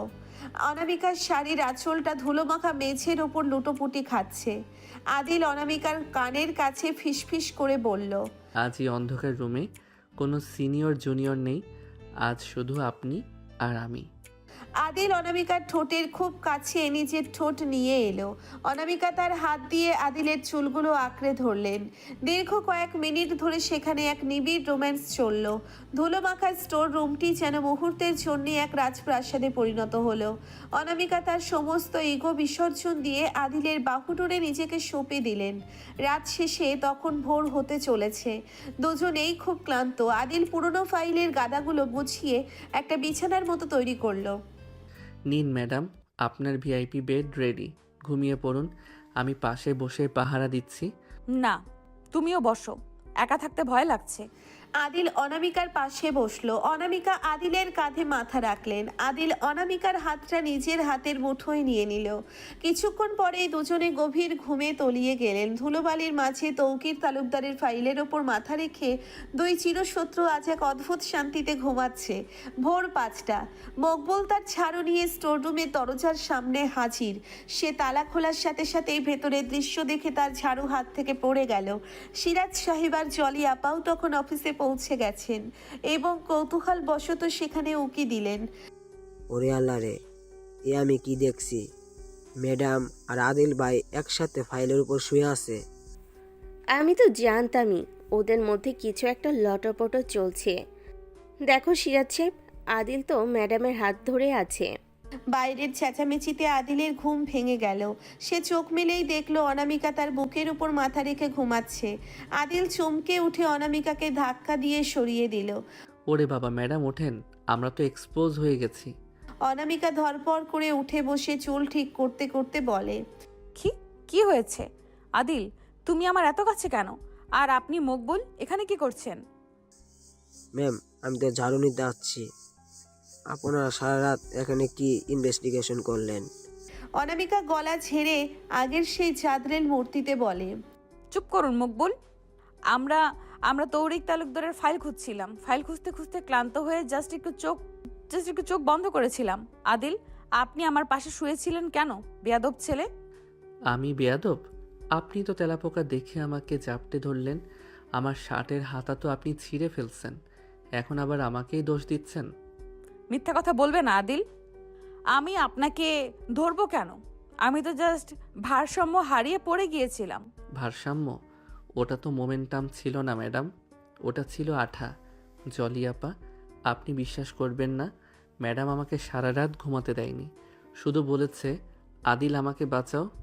আদিল চৌধুরী, আমি আপনাকে আজই সাসপেন্ড করব। সিরাজ সাহেব, এক্ষুনি নোটশিট রেডি করুন। ম্যাম, নোটশিটে কি লিখবো? সেটা রুমে ফাইল খোঁজা, রাত অবস্থায় রোম্যান্স। খবরদার সিরাজ সাহেব, কোনো ফালতু কথা বলবেন না। আদিল, এক্ষুনি আমার সামনে থেকে যান। আপনার মুখ আমি আর দেখতে চাই না। যাচ্ছি তো, আপনার ওই ধুলো মাখা শাড়ি আর লেপটে যাওয়া কাজলের মুখ দেখার শখ আমার নেই। মকবুল ভাই চলো, আজ ম্যাডামকে একটা আয়না কিনে গিফট করতে হবে। কেবিনে বসে অবিরাম কপালে বাম ঘষছেন। আজ অফিসে পা রাখতেই তিনি জলিয়াপার বাঁকা হাসিয়ার মকবুলের বিশেষ সালাম পেয়েছেন। সবাই জানে তারা সারা রাত স্টোর রুমে ছিল। খবর পৌঁছে গেছে জেলা প্রশাসকের কানেও। আজই তদন্ত হবে।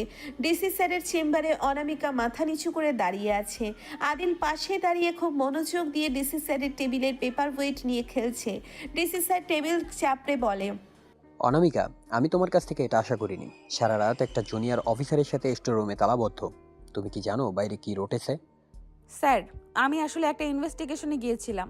ফাইল খুঁজতে খুঁজতে ভুলবশত। স্যার, ভুলবশত না, আসলে মকবুল ভাই আমাদের সাথে শত্রুতা করেছে। উনি আমাদের ভেতরে রেখেই তালা মেরে ডালপুরি খেতে চলে গেছিলেন। আর অনামিকা ম্যাডাম তো ফাইল খুঁজতে গিয়ে মাকড়সার জালে জড়িয়ে একদম স্পাইডার ওমেন হয়ে গেছিলেন। আদিল, চুপ করো। তোমার ব্যাপারে অনেক অভিযোগ আছে। তুমি নাকি ম্যাডামের গায়ে হাত দিয়েছো। হাত তো দেবই স্যার। তেলাপোকা যখন ওনার ঘাড়ে নাচে তখন কি আমি স্যালুট দিয়ে দাঁড়িয়ে থাকবো? আর ম্যাডাম তো আমাকে এমনভাবে জড়িয়ে ধরলেন যেন আমি ওনার জীবন বীমা। স্যার, আমার শার্টের হাতা এখনও ওনার হাতে। স্যার, আমার শার্টের হাতা এখনও ওনার হাতের চাপে কুঁচকে আছে। ক্ষতিপূরণ কি আপনি দেবেন? আদিল, মিথ্যে কথা বলবে না। স্যার, ও অসভ্যতা করছে। আমি শুধু ভয় পেয়েছিলাম। শুনানি শেষ। আদিল ক্যান্টিনে এসে বুক ফলিয়ে বসলো। জলিয়াপা আর মকবুল ছেকে ধরল তাকে। আদিল ভাই, সত্যি করে বলো তো, স্টোররুমে বিস্কিট খেয়েছো নাকি অন্য কিছু? অনামিকার মুখ তো লাল হয়েছিল। আরে জলিয়াপা, ম্যাডাম তো খুব ভালো মানুষ, আমাকে বললেন, আদিল তুমি এই ধুলার মধ্যে বসে থেকো না, আমার শাড়ির আঁচলের ওপর এসে বসো। বিশ্বাস করেন আমার খুব মায়া লাগলো। ঠিক তখনই অনামিকা ক্যান্টিনের দরজায় হাজির। আদিলের কথা তার কানে পৌঁছতেই তিনি অগ্নিশর্মা হয়ে গেলেন। আদিল চৌধুরী, আপনি আমার আঁচলের উপর বসতে চেয়েছেন? মকবুল, এক্ষুনি এই ছেলেকে ঘাট ধরে বের করো। ম্যাডাম, ঘাড় ধরলে তো আবার আমাকেই ধরতে হবে, কাল রাতে তো ওটাই করেছেন। এখন পাবলিকলি এসব বললে আপনার সম্মানই যাবে। তার চেয়ে বরং আসুন আমরা একসাথে ডালপুরি খাই। অনামিকা রেগে চলে যায়। অফিস ছুটির পর অনামিকা তড়িঘড়ি করে বের হয়ে যাচ্ছেন। সিঁড়ির নিচে আদিল তাকে আটকালো। জায়গাটা নির্জন। সরুন আদিল, আপনার জন্য আজ ডিসি স্যারের কাছে আমাকে অপমানিত হতে হয়েছে। আপনি কেন এসে ফালতু কথা বললেন? আদিল অনামিকার খুব কাছে গিয়ে তাকে দেওয়ালের সাথে চিপে ধরল। ফালতু কথা? কাল রাতে যখন আমার কাঁধে মাথা রেখে ঘুমাচ্ছিলেন তখন তো ফালতু মনে হয়নি, আর এখন অফিসে এসে বড় বড় কথা বলছেন। আদিল, ছাড়ো আমাকে, কেউ দেখে ফেলবে। কাল রাতের কথা কাল রাতেই শেষ। শেষ না ম্যাডাম, শুরু। আপনার ওই কড়া মেজাজের ভেতরে যে একটা ভীতু মেয়ে লুকিয়ে আছে ওটা আমি দেখে ফেলেছি। এখন থেকে আমি আর আপনার হুকুম মানব না। এখন থেকে যা হবে সমানে সমান। আদিল অনামিকার চিবুকটা উঁচিয়ে ধরল। অনামিকার চোখ লজ্জায় বুজে এলো। আদিল ধীরে ধীরে অনামিকার কানে ফিসফিস করে বলল, কাল রাতের সেই তেলাপোকাটা কিন্তু আমি ইচ্ছা করেই আপনার দিকে ছেড়ে দিয়েছিলাম। কেমন লাগলো সারপ্রাইজ? কি, তুমি ইচ্ছে করে করেছো? তুমি এত বড় শয়তান? শয়তান না হলে কি আর আপনার মতো জাদরেল ম্যাজিস্ট্রেটকে জাপটে ধরা যায়? এখন যান, বাসায় গিয়ে ডায়েরিতে লিখুন আজ আদিল আমাকে আবার জব্দ করেছে। আদিল বাসায় ফিরতেই রহিমা খালা তার জন্য ঝাড়ু নিয়ে অপেক্ষা করছেন। কি রে আদি, শুনলাম তুই নাকি বড় বিড়ির লগে স্টোর রুমে রাত কাটাইছিস? মহল্লার মানুষ তো চিচি করছে। আরে খালা, ছিছি করার কি আছে? আমরা তো আর চুরি করি নাই, আমরা তৌকির তালুকদারের ফাইল খুঁজছি। খালা, তুমি কাল ওই ম্যাডাম রে আমার হাতের এক বাটি ভর্তা পাঠাইবা, ওনার মুখ খুব তিতা হয়ে আছে। বত্তা নাই, তোরে আমি বিষ খাওয়ামু। তুই ওই বিড়ির পিছনে লাগছিস কেন?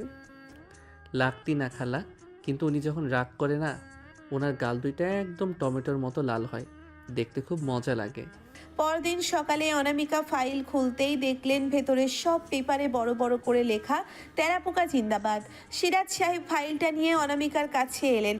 এ ফাইলে তো কোনো রিপোর্ট নেই, শুধু তেলাপোকার জায়গা রেখা।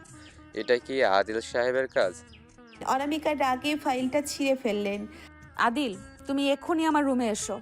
আদিল একটা বড় কাগজের ঠোঙা নিয়ে ঢুকলো। ঠোঙা থেকে এক গাদা ডালপুরির গন্ধ বের হচ্ছে। ম্যাডাম চিল্লাবেন না, ডালপুরি আনছি। ফাইলে কি লেখা আছে ওটা বাদ দিন, ডালপুরির ঝালটা দেখুন, আপনার মেজাজের চেয়েও কড়া। আমি ডালপুরি খাবো না। তুমি কেন ফাইলে ওসব লিখেছো? লিখেছি যাতে আপনার কাল রাতের কথা মনে পড়ে। তেলাপোকা না থাকলে তো আমরা আজও সিনিয়র জুনিয়র থাকতাম, এখন তো আমরা ক্রাইম পার্টনার। ম্যাম, সর্বনাশ! ডিসি স্যার অর্ডার দিয়েছেন আগামী 7 দিন আপনাকে আর আদিল ভাইকে একসাথে মাঠ জরিপ করতে হবে। মানে আপনারা সারা 7 দিন একসাথেই থাকবেন। অনামিকা চেয়ার থেকে পড়ে যাওয়ার মতো অবস্থা। কি, সারাদিন ওই তেরা ছেলের সাথে? আদিল অনামিকার দিকে তাকিয়ে এক চোখ টিপে বলল, শুনেছেন তো ম্যাডাম, ডিসি স্যারও চান আমাদের রোমান্স থুরি, আমাদের ইনভেস্টিগেশন চলুক। প্যাক করে নিন ব্যাগ, কালই আমরা বের হচ্ছি। সকাল 7টা। অফিসের সামনে ডিসি স্যারের দেওয়া সরকারি জিপ দাঁড়িয়ে আছে। অনামিকা ম্যাডাম ট্রাউজার আর টি শার্ট পরে তৈরি, চোখে সেই চেনা সানগ্লাস।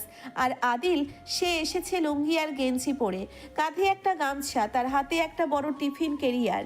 গাড়ির সামনে অনামিকা দাঁড়িয়ে আদিলের দিকে তাকিয়ে থমকে গেলেন। আদিল, আপনি কি পাগল হয়ে গেছেন? সরকারি ইনভেস্টিগেশনে কে লুঙ্গি পরে আসে? ম্যাডাম আমরা যাচ্ছি গ্রামে মাঠ জরিপ করতে। ওখানে প্যান্ট পরে কাদার মধ্যে নামলে তো আপনার ইস্ত্রি করা প্যান্টের 12টা বেজে যাবে।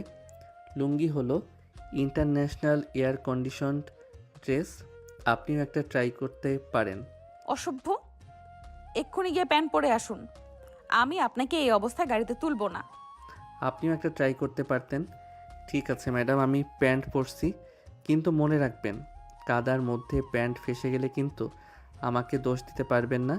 আদিল অনিচ্ছা সত্ত্বেও প্যান্ট পরে এলো। গাড়িতে মকবুল ড্রাইভ করছে, পেছনের সিটে অনামিকা আর আদিল, মাঝখানে একটা বড় তৌকির তালুকদারের ফাইল রাখা, যেটা তারা যুদ্ধের ঢাল হিসেবে ব্যবহার করছে। বিকালবেলা তারা বান্দারবানের এক দুর্গম পাহাড়ি বাংলোয় পৌঁছলো। সেখানে আগে থেকে একজন সুপুরুষ দাঁড়িয়ে আছে, নাম ফারহান। সে অনামিকার বিশ্ববিদ্যালয়ের সিনিয়র এবং এক সময়কার ক্রাশ। হাই অনামিকা, কতদিন পর দেখা। ডিসি স্যার বললেন তুমি আসছো, তাই চলে এলাম। আরে ফারহান ভাই, আপনি এখানে? আপনি তো এখন ইউএনও, তাই না? ম্যাডাম, ইনি কি আপনার আত্মীয় নাকি আপনার ছোটবেলার হারানো ভাই? পরিচয় করিয়ে দেবেন না? আদিল, ভদ্রতা শিখুন। ইনি ফারহান ভাই, বান্দরবনের ইউএনও। ও, ইউএনও সাহেব। তো সাহেব, আপনি কি এখানে আমাদের জন্য খাসির মাংসের ব্যবস্থা করেছেন, নাকি শুধু গল্প করেই পেট ভরাবেন? অনামিকা, তোমার জুনিয়রটা তো বেশ তেরা, একে সামলাও কিভাবে? সামলাতে হয় না স্যার, আমি নিজেই নিজেকে সামলাই। আর ম্যাডাম তো আমাকে সামলাতে গিয়ে কাল রাতে স্টোর রুমে। অনামিকা তড়িঘড়ি করে আদিলের মুখ চেপে ধরলেন। ফারহান অবাক হয়ে তাকিয়ে আছে। রাতে ডিনারে ফারহান আর অনামিকা খুব গল্প করছে। আদিল একপাশে বসে মুরগির লেগ পিস চিবুচ্ছে আর রাগে ফুঁসছে। অনামিকা, মনে আছে সেই ভার্সিটির দিনগুলো? আমরা একসাথে কপি খেতাম। হ্যাঁ ভাইয়া, কত সুন্দর ছিল সেই দিনগুলো। ম্যাডাম, কফি খেলে তো পেট ভরে না।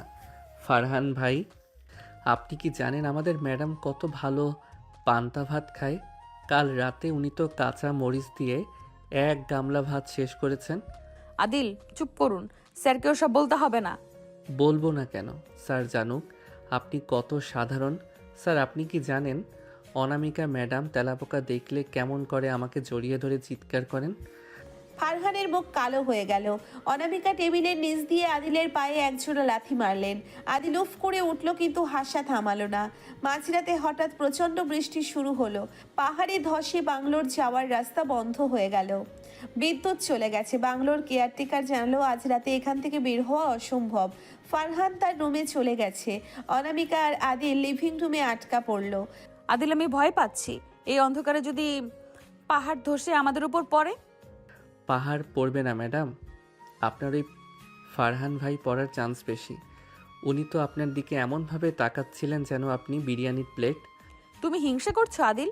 ফারহান ভাই আমার অনেক পুরনো বন্ধু। বন্ধু না ছাই, আমি থাকতে অন্য কেউ আপনার দিকে তাকালে আমার ঘাড় আরও তেরা হয়ে যায়। মানে কি বললে? আদিল অনামিকার খুব কাছে গিয়ে বসলো। অন্ধকারের মধ্যে অনামিকা আদিলের হাতের ছোঁয়া অনুভব করলেন। আদিল এবার আর মজা করছে না, সে সিরিয়াস। ম্যাডাম, সত্যি করে বলুন তো, আপনি কি আমাকে সহ্য করতে পারেন না? সহ্য করতে না পারলে কি তোমাকে নিয়ে এখানে আসতাম? তুমি খুব জ্বালাও আদিল, কিন্তু তোমাকে ছাড়া অফিসটা একদম মরুভূমি লাগে। বলা যায় তুমি আমাদের জন্য একটা জোকার। হোয়াট? জোকার? শেষমেশ আমাকে জোকার বললেন? দাঁড়ান তবে দেখাচ্ছি জোকারগিরি। আদিল ধীরে ধীরে অনামিকার কাঁধে হাত রাখলো। অনামিকা এবার নিজেকে সরিয়ে নিলেন না। বৃষ্টির শব্দ আর অন্ধকারের মায়ায় তারা দুজনে আবার সেই স্টোররুমের রাতের মতো কাছাকাছি এলো। আদিল অনামিকার কপালে চুমু খেয়ে বলল, এই 7 দিন আমি আপনাকে ওই ফারহান থেকে দূরে রাখবো। আপনি শুধু আমার ম্যাজিস্ট্রেট। অনামিকার হুঁশ ফিরতেই সে চমকে ওঠে, আদিলকে দূরে সরায়। সকালবেলা ফারহান লিভিং রুমে এসে দেখলো আদিল আর অনামিকা একই চাদর মুড়ি দিয়ে সোফায় বসে আছে। আদিল ইচ্ছে করেই অনামিকার মাথায় হাত দিয়ে আছে। অনামিকা, এটা কি হচ্ছে? তোমরা সরকারি কাজে এসেছো নাকি হানিমুনে? আরে ফারহান ভাই, গুড মর্নিং। আমরা তো সারা রাত তৌকির তালুকদারের ইনভেস্টিগেশন করলাম। ম্যাডাম একটু টায়ার্ড, তাই আমার কাঁধে মাথা রাখছেন। আপনার হিংসে হচ্ছে নাকি? অনামিকা ধরপড় করে ওঠে। না না ফারহান ভাই, আদিল আসলে মিথ্যা বলছে। ও জাস্ট আমাকে পাহারা দিচ্ছিল। কাকে লম্পট বললেন? ফারহান সাহেব, আপনার ওই চকচকে ইয়ানোগিরি আমি 1 মিনিটে কাদার মধ্যে মিশিয়ে দেব। আপনি তো কাল রাতে চুপি চুপি ম্যাডামের রুমের দরজার সামনে গিয়েছিলেন, আমি দেখেছি। আদিল ফারহানের কলার ধরলো। মকবুল দৌড়ে এসে তাদের সরালো। অনামিকা মাঝখানে পড়ে কান্নাকাটি শুরু করলেন। থামুন আপনারা, আমি আর এখানে এক মুহূর্তও থাকবো না। মকবুল, গাড়ি বের করো। গাড়ি তো যাবে না ম্যাডাম, রাস্তা তো বন্ধ। আমাদের এখন হেঁটেই পাহাড়ি পথ পার হতে হবে। ফারহান ভাই, আপনি কি আমাদের সাথে আসবেন নাকি এসি রুমে বসে লিপস্টিক ঘষবেন? পাহাড়ে কর্দমাক্ত পথে শুরু হলো আদিল আর অনামিকার পদযাত্রা। ফারহান পেছনে রাগে ফুঁসছে। পাহাড় ধসে রাস্তা বন্ধ। ফারহানের ওপর রাগ করে অনামিকা ম্যাডাম জঙ্গল দিয়ে শর্টকাটে নিচে নামার সিদ্ধান্ত নিলেন। সাথে আছে সেই আপদ আদিল আর লটবহর হাতে মকবুল। কিন্তু বনের গহীনে গিয়ে তারা যা শুরু করলেন তাতে বনের পশুদেরও কান ছালাফালা হওয়ার উপক্রম। অনামিকা হাতে একটা ডিজিটাল ম্যাপ নিয়ে ডানে বামে ঘুরছেন। আদিল একটা লাঠি দিয়ে মাকড়সার জাল সরাচ্ছে আর শীষ দিচ্ছে। উফ, জিপিএস কাজ করছে না কেন? আদিল, আপনি কি ম্যাপ বুঝতে পারেন? ম্যাপ দিয়ে কি জঙ্গল চেনা যায় ম্যাডাম? জঙ্গল চিনতে হলে বন্য হতে হয়। আপনার এই ডিজিটাল ম্যাপ তো আপনার মেজাজের মতো সবসময় রং সিগন্যাল দেয়। আমার মনে হয় আমরা এখন উত্তর দিকে না গিয়ে সোজা সাপের গর্তের দিকে যাচ্ছি। বেশি ফাজলামি করবেন না, আমি ম্যাপ অনুযায়ী হাঁটছি। সিরাজ সাহেব বলেছিলেন এই পথ দিয়ে গেলেই সদরের রাস্তা পাওয়া যাবে। সিরাজ সাহেব তো অফিসের এসিতে বসে আইনের ধারা মুখস্থ করে, উনি কি জঙ্গল চেনে? মকবুল ভাই, তুমি কি কিছু বুঝতেছো? ভাই সাহেব, আমি শুধু এইটা বুঝতেছি যে আমার কাঁধের এই ব্যাগের ওজন 10 কেজি। ম্যাডাম, আপনি কি ব্যাগের ভেতর ইট নিয়েছেন? চুপ করো মকবুল, ওটা আমার প্রয়োজনীয় ফাইল আর পাওয়ার ব্যাংক। হঠাৎ অনামিকার পা একটা বিশাল কাদার গর্তে ঢুকে গেল। জুতোটা গর্তের ভেতর আটকে গেছে। আদিল, আমার জুতো বের হচ্ছে না, টান দাও তো। টান দেব? ম্যাডাম, আমি কি আপনার চাকর? আপনি তো সিনিয়র ম্যাজিস্ট্রেট। আপনার পাওয়ার দিয়ে কাদার বিরুদ্ধে ওয়ারেন্ট জারি করুন, কাদার নিজেই আপনাকে ছেড়ে দেবে। আদিল চৌধুরী, আমি এখন হুকুম করছি জুতোটা বের করুন। এটা আমার অফিসিয়াল অর্ডার। অফিসিয়াল অর্ডার তো অফিসে চলে ম্যাডাম, এখানে বনের রাজা সিংহ, আর এই মুহূর্তে আমি হলাম আপনার উদ্ধারকর্তা। জুতো বের করতে হলে আমাকে বলতে হবে। আদিল ভাই, আপনি সেরা। অনামিকা রাগে হিল জুতোটা খুলে ফেলে। থাক, লাগবে না তোমার সাহায্য, আমি খালি পায়েই যাব। ম্যাজিস্ট্রেটের এখন এক পায়ে জুতো, অন্য পা খালি। আপনাকে একদম ওই সিনেমার ডাইনিদের মতো লাগছে। কিছু দূর যাওয়ার পর তারা একটা ঝুম চাষের জমিতে ঢুকে পড়ল। সেখানে বিশাল চেহারার সর্দার বোগাই তার দলবল নিয়ে রাস্তা আটকালো। তোরা কারা? আমাদের জমিতে অনুমতি ছাড়া কেন ঢুকেছিস? আমি জেলা ম্যাজিস্ট্রেট অনামিকা চৌধুরী, আমরা সরকারি কাজে এসেছি, রাস্তা ছাড়ুন। ম্যাজিস্ট্রেট কি জিনিস? আমাদের এখানেই শুধু সর্দারের আইন চলে, তোদের সাজা হবে। আদিল মাঝখান থেকে এগিয়ে গিয়ে বলে, সর্দার ভাই, রাগ করবেন না। এই যে মেয়েটাকে দেখছেন, ও আসলে আমার অ্যাসিস্ট্যান্ট। একটু পাগল টাইপের, নিজেকে ম্যাজিস্ট্রেট ভাবে। আপনি ওকে ধরবেন না, বরং আমাকে বলুন আপনার এখানে ভালো কোনো বন মুরগির রোস্ট পাওয়া যাবে? অনামিকা আদিলের দিকে তেড়ে গিয়ে বলে, আমি আপনার অ্যাসিস্ট্যান্ট? আদিল, তুমি কি পাগল হয়ে গেলে? সর্দার সাহেব, এই ছেলেটাকে এক্ষুনি অ্যারেস্ট করুন, ও সরকারি ফাইল চুরি করেছে। চুপ, তোরা দুজনেই ঝগড়াটে। তোদের এই গর্তের ভেতর সারা রাত বন্দি করে রাখবো। সর্দার তাদের একটা বড় গর্তের ভেতর আটকে রাখলো। মকবুল বাইরে বসে সর্দারের সাথে বহুল পানীয় খাচ্ছে আর আদিলের বদনাম করছে। সব আপনার জন্য। কেন আপনি সর্দারকে উল্টোপাল্টা কথা বললেন? আমি না বললে তো উনি আপনাকে ওখানেই শুটকি বানিয়ে ফেলতো। এখন এই গর্তে বসে মশা তাড়ান, আর আপনার ওই ইগোটা দিয়ে একটু আগুন জ্বালান তো দেখি, খুব শীত লাগছে। আমাকে ইগো নিয়ে কথা বলবেন না, আমার ইগো নিয়ে কথা বলবেন না। আপনি একটা আস্ত আনকালচার্ড লোক। আমার ফারহান ভাই থাকলে ঠিকই উদ্ধার করতো। ফারহান ভাই তো এখন ইউনো অফিসে বসে ল্যাভেন্ডার পারফিউম মাখছে, আর আমি আপনার সাথে এই ইঁদুরের গর্তে বসে আপনার বকা শুনছি। ফারহান তো আপনাকে দেখলে এখন চিনবেই না। আপনার মেকআপ তো কাদার সাথে মিশে এখন আলকাতরা হয়ে গেছে। হঠাৎ গর্তের দেওয়াল দিয়ে একটা বড় বন তেলাপোকা অনামিকার দিকে এলো। আদিল, ওটা মারো প্লিজ। মারবো কেন? ওটা তো বনের ম্যাজিস্ট্রেট, ও আপনার সাথে মিটিং করতে আসছে। ধরুন ওটাকে। অনামিকা ভয়ে আদিলের পেছনে গিয়ে লুকিয়ে বলে, মজা করো না আদিল, আমি সত্যিই ভয় পাচ্ছি। সরাও ওটাকে। ম্যাডাম, কাল রাতে তো খুব রোমান্টিক হওয়ার ট্রাই করছিলেন ফারহান ভাইয়ের সামনে, এখন আমার পেছনে লুকাইছেন কেন? যান, ফারহানকে ডাকুন। তুমি একটা জঘন্য ছেলে, আমি তোমাকে আজীবনের জন্য বরখাস্ত করব। রাত গভীর, মকবুল বাইরে নাক ডাকছে। আদিল তার পকেট থেকে একটা ছোট পেরেক বের করলো। ম্যাডাম শুনুন, আমি গর্তের দেয়াল বেয়ে উপরে উঠব, আপনি আমার কাঁধে পা দিয়ে উপরে উঠুন, কিন্তু সাবধান, আপনার ভারে যেন আমার হাড় না ভাঙে। আমি আপনার কাঁধে পা দেব? কখনোই না, এটা আমার প্রোটোকলের বিরুদ্ধে। প্রোটোকল দিয়ে কি গর্ত থেকে বের হওয়া যাবে? নতুবা কাল সকালে সর্দার আপনাকে তার পোষা ভালুকের সাথে বিয়ে দিয়ে দিবে, তখন প্রোটোকল নিয়ে বনের মধ্যে নেচে বেড়াবেন। অনামিকা বাধ্য হয়ে আদিলের কাঁধে পা দিয়ে উপরে উঠতে গেলেন। আদিল তেরামি করে হুট করে নিচে বসে পড়ল। অনামিকা ধপাস করে আদিলের ওপর পড়লেন। আদিল, আপনি ইচ্ছে করে বসলেন কেন? ম্যাডাম, আপনি কি পাথর খেয়েছেন? আপনার ভারে তো আমার স্পাইনাল কর্ড জ্যাম হয়ে গেছে, একটু ডায়েট কন্ট্রোল করেন। ভোরবেলা তারা কোনো মতে গর্ত থেকে বের হয়ে মেইন রোডে পৌঁছলো। সেখানে ডিসি স্যার আর পুলিশ ফোর্স তাদের খুঁজছে। ফারহানও সেখানে আছে। অনামিকা, তুমি ঠিক আছো? আমি তো খুব চিন্তায় ছিলাম। আদিল পুরুষের জিপে উঠে বসে। চিন্তার কিছু নাই স্যার, ম্যাডাম আর আমি সারা রাত গর্তের ভেতর কুস্তি খেলেছি। ম্যাডাম এখন কুস্তিতে ব্ল্যাক বেল্ট পাওয়ার যোগ্য। মকবুল ভাই, চলো ম্যাডামকে একটা ভালো পেইন কিলার কিনে দিও, ওনার শরীরে খুব ব্যথা। অনামিকার আগে সানগ্লাসটা ভেঙে ফেলে। আদিল চৌধুরী, আমি তোমাকে জ্যান্ত কবর দেব। জঙ্গল থেকে উদ্ধার হলেও ঝগড়া থেকে মুক্তি নেই। অনামিকা এখন আদিলকে সাইজ করার জন্য নতুন কোনো বিভাগীয় মামলার কথা ভাবছেন, আর আদিল ভাবছে কাল অফিসে গিয়ে কিভাবে অনামিকার চেয়ারে নতুন কোনো ফাজলামি করা যায়। সকাল 9টা, অনামিকা চৌধুরী তার কেবিনে পায়চারি করছেন। তার পরনে আজ কড়া স্ত্রী করা রক্তবর্ণ শাড়ি, চোখে সেই বিখ্যাত চড়ুই পাখি মার্কা চশমা। আজ তিনি ডিসি স্যারকে বলে বিশেষ অনুমতি নিয়েছেন। আদিলকে তিনি ব্যক্তিগতভাবে প্রশাসনিক ট্রেনিং দেবেন। আর আদিল, সে আজ অফিসে এসেছে একদম সাদা পাঞ্জাবি পাজামা পরে, হাতে একটা বড় লাঠি আর বগলে একটা পুরনো বাংলা অভিধান। অনামিকা তার চেম্বারের দরজা ধাক্কা দিয়ে ঢুকলেন।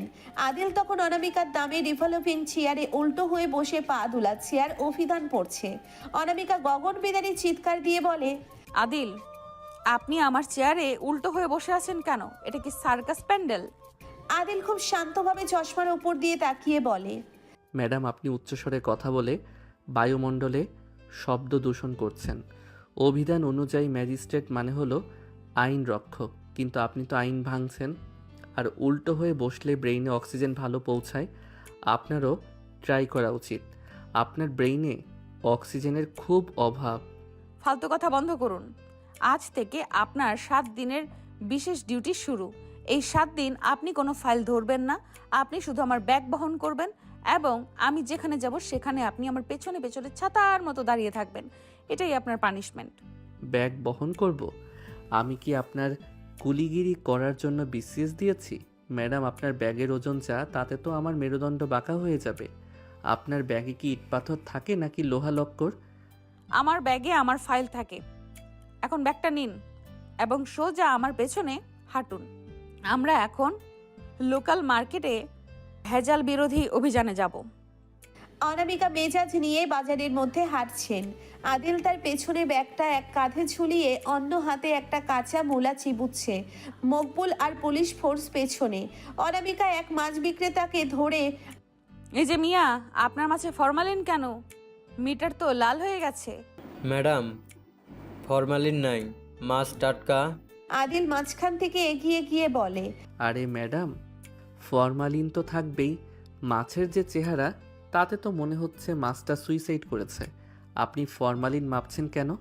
আপনি মাপুন মাছটা কি খুশি মনে মারা গেছে নাকি দুঃখে। অনামিকা আদিলের দিকে তেরছা চোখে তাকিয়ে বলে, আদিল, আপনি চুপ থাকুন। মাছ বিক্রেতা, আপনার 5,000 টাকা জরিমানা। 5,000? ম্যাডাম, এই গরিব লোকটার কাছে 5,000 টাকা চাইলে তো ও কাল থেকে ঘাস খাবে।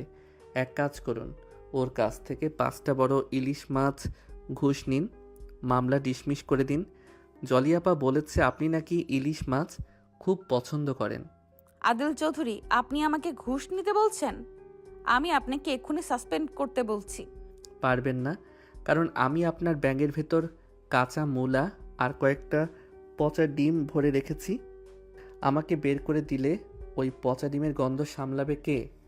মার্কেটে তখন প্রচন্ড রোদ। অনামিকা ঘামছেন, তার কপালে বিন্দু বিন্দু ঘাম জমে কাজল ধুয়ে যাচ্ছে। আদিল সেটা লক্ষ্য করলো। সে হঠাৎ করে তার গলার গামছাটা দিয়ে অনামিকার কপাল মুছে দিতে গেল। আমি আপনাকে এক্ষুনি সাসপেন্ড করতে পারি। আদিল, এটা কি করছেন? অসভ্যতা করবেন না। আরে ম্যাডাম, অসভ্যতা না, আপনার কপালে কাজলের নদী বইছে। এই অবস্থায় লোকজন দেখলে ভাববে আমি আপনাকে মেরেছি। স্থির থাকুন তো। আদিল খুব মনোযোগ দিয়ে অনামিকার কপাল আর গাল মুছে দিল। অনামিকা থমকে গেলেন। আদিলের হাতের ছোঁয়ায় কেন জানি তার রাগটা মুহূর্তের জন্য উধাও হয়ে গেল। কিন্তু তখনই আদিল তেরামি শুরু করলো। এখন ঠিক আছে, আপনাকে এখন একদম সেই সিনেমার পেতনি থেকে মানুষের মতো লাগছে। বেশি ঘামবেন না ম্যাডাম, আপনার মেকআপের খরচ তো সরকারি ফান্ডে নেই। অনামিকা রাগ করে আদিলের হাত সরিয়ে দিয়ে বলে, সরুন, আপনাকে সেবা করতে হবে না, ব্যাগটা দিন। অফিসে ফেরার সময় লিফটে চড়লেন তারা। বরাবরের মতো লিফট আবার মাঝপথে আটকে গেল। অনামিকার মুখ ফ্যাকাশে হয়ে গেল। আবার? আদিল, এই লিফট কি শুধু আমাদের দেখলেই থামে? লাইট বন্ধ হয়ে যাচ্ছে কেন? ম্যাডাম, লিফট বুঝতে পেরেছে আমরা দুজনেই চরম তেরা। ও চাচ্ছে আমাদের মধ্যে একটা ফয়সালা হোক। ভয় পাবেন না, তেলাপোকা আসলে আমি আবার আপনাকে জড়িয়ে ধরবো। অনামিকা ভয়ে আদিলের হাত চেপে ধরে। আদিল প্লিজ, মজা করুন, আমার দম বন্ধ লাগছে। দম বন্ধ লাগছে কারণ আপনি সারাক্ষণ রাগে ফুঁসতে থাকেন। একটু লম্বা নিঃশ্বাস নিন আর শুনুন, ওই ফারহান ভাই কিন্তু আপনার জন্য একদম পারফেক্ট না। এখন ফারহান ভাই কোত্থেকে এলো? আমি ফারহান ভাইয়ের কথা ভাবছি না। কি ভাবছেন না? তাহলে আজ সকালে ওনার দেওয়া চকলেটটা ব্যাগে কেন রাখলেন? ওটা আমি বের করে মকবুলকে খাইয়ে দিয়েছি। চকলেট খেলে সুগার বাড়বে, আর সুগার বাড়লে আপনার রাগ বাড়বে। আমি আপনার ভালো চাই ম্যাডাম। তুমি আমার চকলেট মকবুলকে দিয়েছো? তুমি জানো না ওটা কত দামি ছিল? দামি মানে? আমার ভালোবাসার চেয়েও দামি? থুরি, আমার ঝগড়ার চেয়েও দামি? You just unbelievable. রাত 8টা, অফিসে কেউ নেই। অনামিকা আর আদিল কাজ করছেন। হঠাৎ আদিল টেবিলের ওপর থেকে ধপাস করে পড়ে গেল। অনামিকা দৌড়ে এলেন। আদিল, কি হয়েছে? আদিল, কথা বলো। আদিল চোখ মেলে ডাব ডাব করে তাকিয়ে থাকে। আপনি কে? আমি কোথায়? আমার নাম কি তৌকির তালুকদার? অনামিকা ভয়ে কাঁপতে কাঁপতে বলে, আদিল, এটা কি বলছো? তুমি কি আমাকে চিনতে পারছো না? আমি অনামিকা। অনামিকা? আপনি কি আমার কাজের বুয়া নাকি আমার পিয়ন? আপনাকে দেখে তো মনে হচ্ছে আপনি আমার সাথে অনেক খারাপ ব্যবহার করেন। অনামিকা কান্নাকাটি শুরু করে। আমি আর তোমাকে বকবো না, প্লিজ চিনে নাও, আমি অনামিকা ম্যাডাম। আদিল উঠে বসে মুচকে হেসে বলে, হা হা হা, ম্যাডাম আপনি তো খুব ইমোশনাল। আপনার চোখে জল দেখে খুব শান্তি পেলাম। আমি আসলে চেক করছিলাম আপনি আমাকে ভালোবাসেন কিনা, মানে ঝগড়া করার মানুষটা হারিয়ে গেলে আপনার কষ্ট হয় কিনা। অনামিকার রাগে হাতের ডাস্টার দিয়ে আদিলকে মারতে শুরু করলেন। শয়তান পাষণ্ড, তুমি আমার সাথে ফাজলামি করছো? আমি ভেবেছিলাম তোমার ব্রেন ড্যামেজ হয়েছে। ব্রেইন ড্যামেজ তো আপনার হয়েছে ম্যাডাম। আপনি তো আমাকে রিমান্ডে নিতে চেয়েছিলেন, এখন নিজেই রিমান্ডে পড়ে গেলেন। পরদিন সকালে শাইলা মকবুল মিলে আদিলের ডেস্কে একটা বড় বিয়ের কার্ড রেখে এলো। কার্ডে লেখা আদিল এবং অনামিকার শুভ পরিণয়। এটা দেখে অফিসের শোরগোল পড়ে গেল। ওমা, বিয়ে ঠিক হয়ে গেল? অনামিকা তো কিছু জানালো না। আইনত সিনিয়র এবং জুনিয়রের বিয়েতে কোনো বাধা নেই, তবে অফিসের ডিসিপ্লিনিত হতে পারে। অনামিকা কার্ডটা হাতে নিয়ে রাগে ছিঁড়ে ফেললেন। এটা কে করেছে? আদিল, এটা কি তোমার কাজ? আমি কেন করব? আমি কি পাগল হয়েছি যে আপনার মতো জাদ্রেল বাঘিনীকে বিয়ে করব? আমি তো চাইছি আপনি ওই ফারহান ভাইয়ের সাথে বিয়ে করে মঙ্গল গ্রহে চলে যান। এই কার্ডটা নিশ্চয়ই মকবুল করেছে। ও চায় আমরা যেন সারা জীবন ঝগড়া করি। অফিস ছুটির পর আদিল তার বাইক নিয়ে গেটের কাছে দাঁড়ালো। অনামিকা রিকশার জন্য দাঁড়িয়ে আছেন। ম্যাডাম উঠুন, ড্রপ করে দেই। আপনার বাইকে আমি উঠবো না, আমি রিকশায় যাব। রিকশায় গেলে তো দেরি হবে, আর রিকশায় তো ঝগড়া করার মানুষ পাবেন না। আমার পেছনে বসুন, আপনাকে বকতে বকতে বাসায় দিয়ে আসবো। অনামিকা দীর্ঘশ্বাস ফেলে বাইকের পিছনে বসলেন। আদিল, তুমি কি কোনোদিন ভালো হবে না? ভালো হলে তো আপনি আমাকে ভুলে যাবেন। তেরা আদিলকেই তো আপনার বেশি মনে থাকে, তাই না? চুপ করুন আর গাড়ি চালান। সকালবেলা অনামিকা ম্যাডাম অফিসে এসেই দেখলেন আদিলের ডেস্কটা ফাঁকা। আজ তার বসার কথা ছিল সকাল 9টায়, কারণ আজ এক বড় দুর্নীতির ফাইলের ওপর শুনানি হওয়ার কথা। মকবুল বারবার ফোন দিচ্ছে, কিন্তু আদিলের ফোন বন্ধ। অনামিকার বুকের ভেতর কেন জানি এক অজানা আশঙ্কা দানা বাঁধছে। অনামিকা তার চেম্বারে অস্থির হয়ে পায়চারি করছেন। তিনি সিরাজ সাহেব আর মকবুলকে ডেকে পাঠালেন। মকবুল, আদিল কোথায়? ও কি কাল রাতে বাসায় ফেরেনি? ম্যাম, ওর ভাই বিকাশ ফোন দিছিল। আদিল ভাই তো কাল রাত 11টার পর থেকেই নিখোঁজ। ও নাকি বাজারের মোড়ে কার সাথে যেন ঝগড়া করতেছিল। ম্যাম, আইনের ধারা মোতাবেক এটাকে অপহরণ বলা যেতে পারে।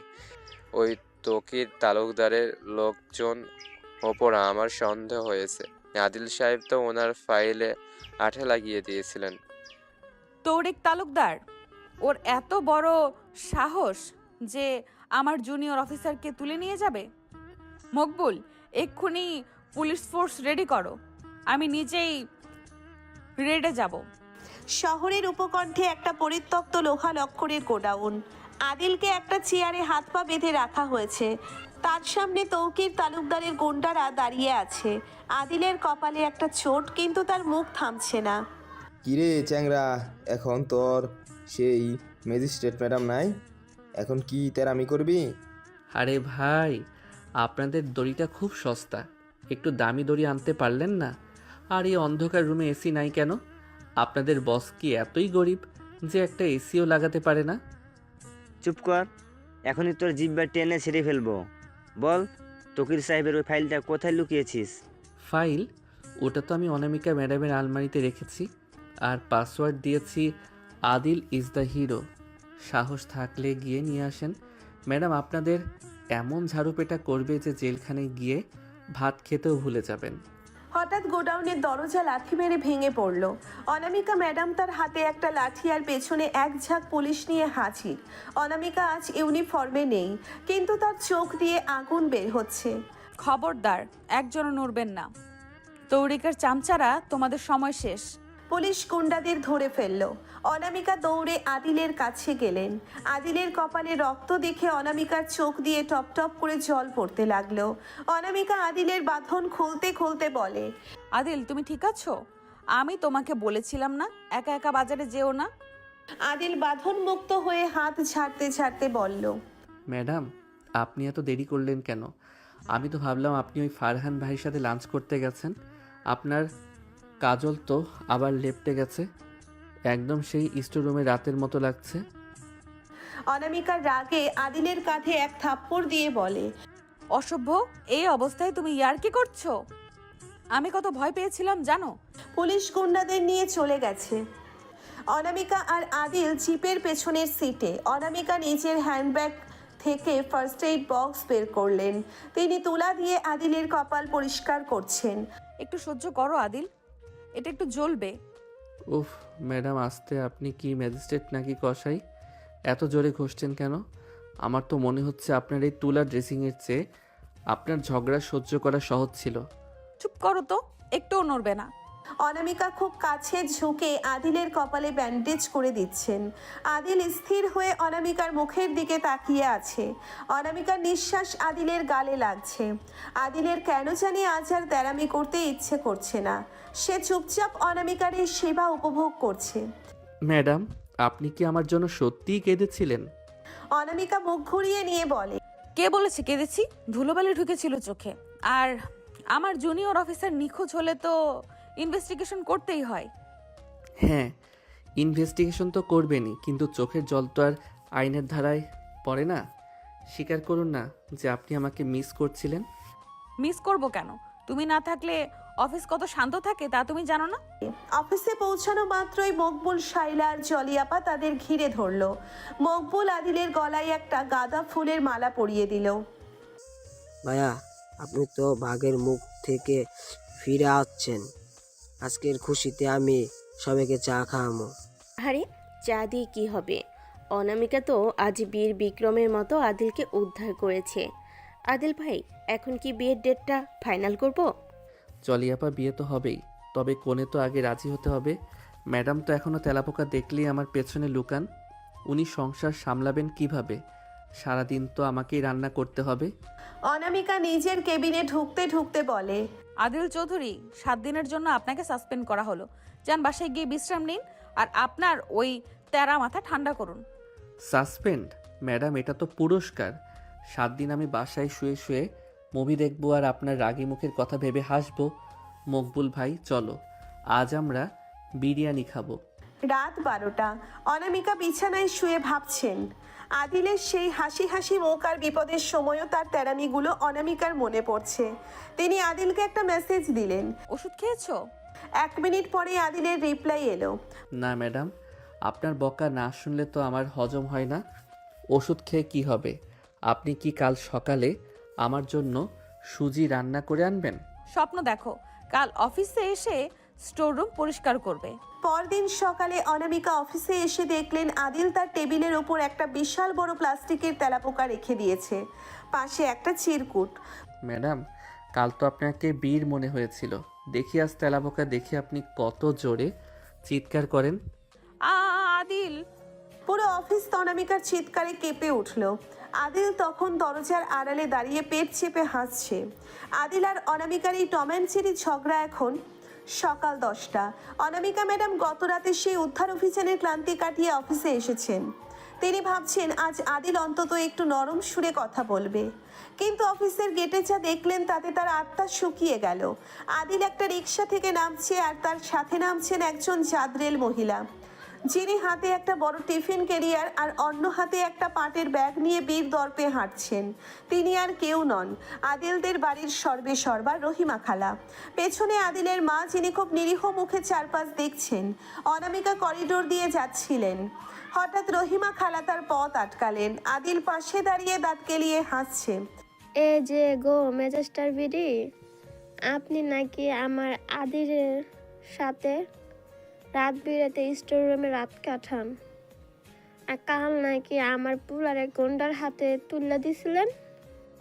আপনি কে আর আপনি এভাবে কথা বলছেন কেন? এটা সরকারি অফিস। ম্যাডাম, পরিচয় করিয়ে দেই, ইনি হলেন আমাদের পাড়ার সুপ্রিম কোর্ট রহিমা খালা। আর পেছনে আমার আম্মা। খালা বলছিলেন আপনি নাকি আমাকে ঠিকমতো খেতে দেন না, তাই আজ নিজের হাতে রান্না করে নিয়ে আসছেন। খাবেন নাকি একটু শুটকি ভর্তা? চুপ কর আদি, ওই বিড়িরে দেখলে মনে হয়তো পেতনি। এত মেকআপ গোসেন কেন? আমার পোলার দিকে নজর দিয়েছেন নাকি? অনামিকার রাগে অপমানে লাল হয়ে যায়। আদিল, আপনার ফ্যামিলিকে এখান থেকে নিয়ে যান, এদের বের করো। ম্যাম, আমি কেমনে বের করবো? রহিমা খালা তো আমার চিনে। উনি তো আমার দেশের বাড়ি প্রতিবেশী। ওনার ঝাড়ুর বাড়ি আমি ছোটবেলায় অনেক খাইছি। অনামিকা বাধ্য হয়ে তাদের নিজের কেবিনে নিয়ে বসালেন। আদিলের মা সোফায় বসে অনামিকাকে ওপর নিচ খুঁটিয়ে দেখছেন। আদিল অনামিকার চেয়ারে বসতে গিয়ে অনামিকার ধমক খেয়ে সোফার হাতলে বসলো। আম্মা দেখো, ম্যাডাম কত রাগী। কাল আমার কপালে ব্যান্ডেজ করে দেওয়ার সময় উনি কাঁদছিলেন, আজ আবার বাগিনী হয়ে গেছেন। আহ, কাঁদবে না কেন? আমার ছেলেটা তো হীরের টুকরো। তা মা অনামিকা, তুমি কি রান্না জানো? আমার আদিল কিন্তু ইলিশ মাছের ঝোল ছাড়া ভাত খেতে পারে না। খালাম্মা, আমি এখানে চাকরি করি, রান্না করতে আসিনি। আর আদিল আপনার হীরের টুকরো হতে পারে, কিন্তু অফিসের জন্য ও একটা আস্ত পাথরের টুকরো, যাকে সরানো যায় না, আবার সইতেও পারি না। রহিমা খালা টিফিন ক্যারিয়ার খুলে টেবিলের ওপর রাখলেন। এলন শুটকির ভর্তা আর লাল চালের ভাত। আদি কইছে আপনি নাকি সারাদিন না খায়া ঝগড়া করেন, এগুলা খান বুদ্ধি খুলবে। আর শুনেন, আমার আদিরে যদি আর একবার স্টোররুমে আটকে রাখেন তবে আমি আপনার এই অফিসে চেয়ারে গুগল ল্যাপটে দিয়ে যাবো। অফিসের বড় বড় ফাইল সরিয়ে আদিলের আর রহিমা খালা মিলে অনামিকার টেবিলটাকেই ডাইনিং টেবিল বানিয়ে ফেলল। সিরাজ সাহেব আর জলি আপা দরজায় উকি দিচ্ছেন। ম্যাম, আইনের ধারা অনুযায়ী অফিসের টেবিলে শুটকি ভর্তা খাওয়া তো সম্পূর্ণ নিষেধ। সিরাজ সাহেব, ধারা বাদ দেন, এক লোকমা খেয়ে দেখেন, আপনার ওই আইনের বইয়ের ধুলো পরিষ্কার হয়ে যাবে। ম্যাডাম, আপনিও মুখ খুলুন, আমি লোকমা তুলে দিচ্ছি। খবরদার আদিল, আমার গায়ে হাত দেবেন না। আমি আপনার ওই পচা গন্ধওয়ালা খাবার খাবো না। পচা গন্ধ? রহিমা খালার শুটকিকে পচা বললেন? খালা সহ্য? ম্যাডাম তোমার রান্নারে অপমান করছে। কে আমার রান্না পোছা? এ বিটি, তোর কি জিভ নাই? আজই তোরে আমি খাবার খাওয়াই সারুম। রহিমা খালা জোর করে অনামিকার মুখে এক লোকমা ভর্তা পুড়ে দিলেন। অনামিকা ঝালের চোটে লাফালাফি শুরু করলেন। আদিল তাড়াতাড়ি পানির গ্লাস নিয়ে এসে অনামিকার মুখে ধরল। ম্যাডাম, ঝাল লাগছে? এই তো, এখন আপনার চেহারাটা একদম অরিজিনাল লাগছে। রাগলে আর ঝাল লাগলে আপনার ডাকটা যেভাবে কাঁপে, ওটা কিন্তু দেখার মতো। ঠিক সেই মুহূর্তেই ফারহান ফুল হাতে অনামিকার রুমে ঢুকলো। সে এই পারিবারিক অবস্থা দেখে হতভম্ব। আদিল উঠে দাঁড়িয়ে ফারহানের কাঁধে হাত দিয়ে বলে, আরে ফারহান ভাই, আপনি ভুল সময় আসছেন। আমরা এখন ফ্যামিলি মিটিং করছি। ইনি আমার আম্মা, আর ইনি আমার হবু শাশুড়ির প্রতিনিধি রহিমা খালা। আপনি কি ভর্তা খাবেন? হবু শাশুড়ি? অনামিকা, আদিল কি বলছে এসব? ফারহান ভাই, বিশ্বাস করুন, ও মিথ্যা বলছে। ও পাগল হয়ে গেছে। এ লম্বা চিকড়াটা কে রে আদি? দেখতে তো তাল গাছের মতো। ওর লগে কি ম্যাজিস্ট্রেটের বিয়ে ঠিক করছে? না খালা, উনি তো শুধু স্বপ্ন দেখেন। আপনি ইউএনও সাহেবকে একটা কাঁচামরিচ দেন তো, ওনার মেজাজ খুব ঠান্ডা। রহিমা খালা হঠাৎ অনামিকার হাত ধরলেন। আদিল তখন দরজার কাছে দাঁড়িয়ে ভিডিও করছে। শোনো মা, আমার আদি তেরা হতে পারে, কিন্তু দিলটা খুব খাঁটি। আপনি যদি রাজি থাকেন তবে আমার আজ কথা পাকা করতে পারে। সরকারি ম্যাজিস্ট্রেটরা আমাদের ঘরে আনলে তো পুরা। খালা প্লিজ থামুন। আমি আদিলকে বিয়ে করব না। আমি বিষ খাবো, তবু এই ছেলের মুখ দেখব না। আর আপনারা কেবিনে এসে গেছেন এইসব বলতে? ম্যাডাম, বিষ খাওয়ার দরকার নাই। আপনি কাল রাতে তো ঠিকই আমার কপালে হাত রেখে ফিসফিস করে বলছিলেন, আদিল তোমার কিছু হলে আমি বাঁচব না। এখন আম্মার সামনে নাটক করছেন কেন? আদিল চৌধুরী, আমি কখন এটা বললাম? আপনি ডাহা মিথ্যাবাদী। আম্মা দেখো, ম্যাডাম লজ্জা পেয়ে অস্বীকার করছে। কাল রাতে ওনার চোখের জল আমার শার্ট ভিজিয়ে দিয়েছিল। চাইলে ল্যাবে নিয়ে টেস্ট করতে পারেন। বিকালবেলা রহিমা খালা আর আদিলের মা বিদায় নিচ্ছেন। পুরো অফিস এখন জানে অনামিকা আর আদিলের গোপন প্রণয় আছে, যা রহিমা খালা রাষ্ট্র করে দিয়েছেন। কিন্তু আসলে এখনো এমন কিছু না। অনামিকা, মিষ্টি কিন্তু আমাদের পাওনা। আদিল ভাই তো তোমার জন্য ফ্যামিলি নিয়ে চলে এলো। ম্যাম, শুটকির গন্ধ তো এখনো কেবিনে রয়ে গেছে। আমি কি পারফিউম স্প্রে করব? অনামিকা মাথায় হাত দিয়ে নিজের চেয়ারে বসে পড়লেন। আদিল, আমি তোমাকে আজ চাকরি থেকে ইস্তফা দিতে বাধ্য করব। তুমি আমার জীবনটা নরক বানিয়ে দিয়েছো। আদিল দরজার আড়ালে মুখ বাড়িয়ে বলে, ম্যাডাম, নরক না, আমি আপনার জীবনটা স্পাইসি বানিয়েছি। আর শুনুন, রহিমা খালা কিন্তু যাওয়ার সময় আপনার ব্যাগে এক পোটলা শুটকি রাইখা গেছে। বাসায় গিয়ে রাইন্দা খাইয়েন, আমার কথা মনে পড়বে। রাত 11টা। অনামিকা বাসায় বসে ভাবছেন আজ অফিসের সেই চূড়ান্ত অপমান। তিনি আদিলকে ফোন দিলেন। আদিল, কাল অফিসে আপনি যদি এর জন্য ক্ষমা না চান, তবে আমি আপনার বিরুদ্ধে হ্যারাসমেন্টের কেস করব। কেস করবেন? করেন ম্যাডাম, জাস্টিস তো আপনিই দেবেন। আপনি কি নিজের বিরুদ্ধে রায় দেবেন যে আপনি আমাকে ভালোবাসেন? গুড নাইট ম্যাজিস্ট্রেট সাহেবা, স্বপ্নে কিন্তু তেলাপোকা না, আমাকে দেখেন। রহিমা খালার হানা অনামিকার প্রফেশনাল লাইফ তছনছ করে দিয়েছে। এখন অফিসের সবার চোখে তারা প্রেমিক প্রেমিকা। বিকেল গড়িয়ে সন্ধ্যা। অনামিকা ম্যাডাম আদিলদের ড্রয়িং রুমে বসে ফুঁসছেন। তিনি এসেছেন রহিমা খালার করা অপমানের বিচার চাইতে। কিন্তু হঠাৎ আকাশ ভেঙে বৃষ্টি নামলো। এমন বর্ষণ যে রাস্তাঘাট ডুবে একাকার। আদিলের মা জোর করে অনামিকাকে আটকে দিলেন। রাতে ফেরার কোনো উপায় নেই। বাইরে মেঘের গর্জন, বিদ্যুৎ নেই, চারদিকে অন্ধকার। আদিলের মা মোমবাতি জ্বালিয়ে অনামিকাকে আদিলের রুমে দিয়ে গেলেন। মা অনামিকা, মেহমানখানায় পানি পড়েছে, তুমি আজ আদিলের ওই রুমে থাকো। আদিল নিচের সোফায় শুয়ে পড়বে, তুমি ভেজা কাপড়গুলো পাল্টে নাও, নতুবা জ্বর আসবে। খালাম্মা, আমি এখানে থাকবো আর এই অশুভ ছেলেটার রুমে?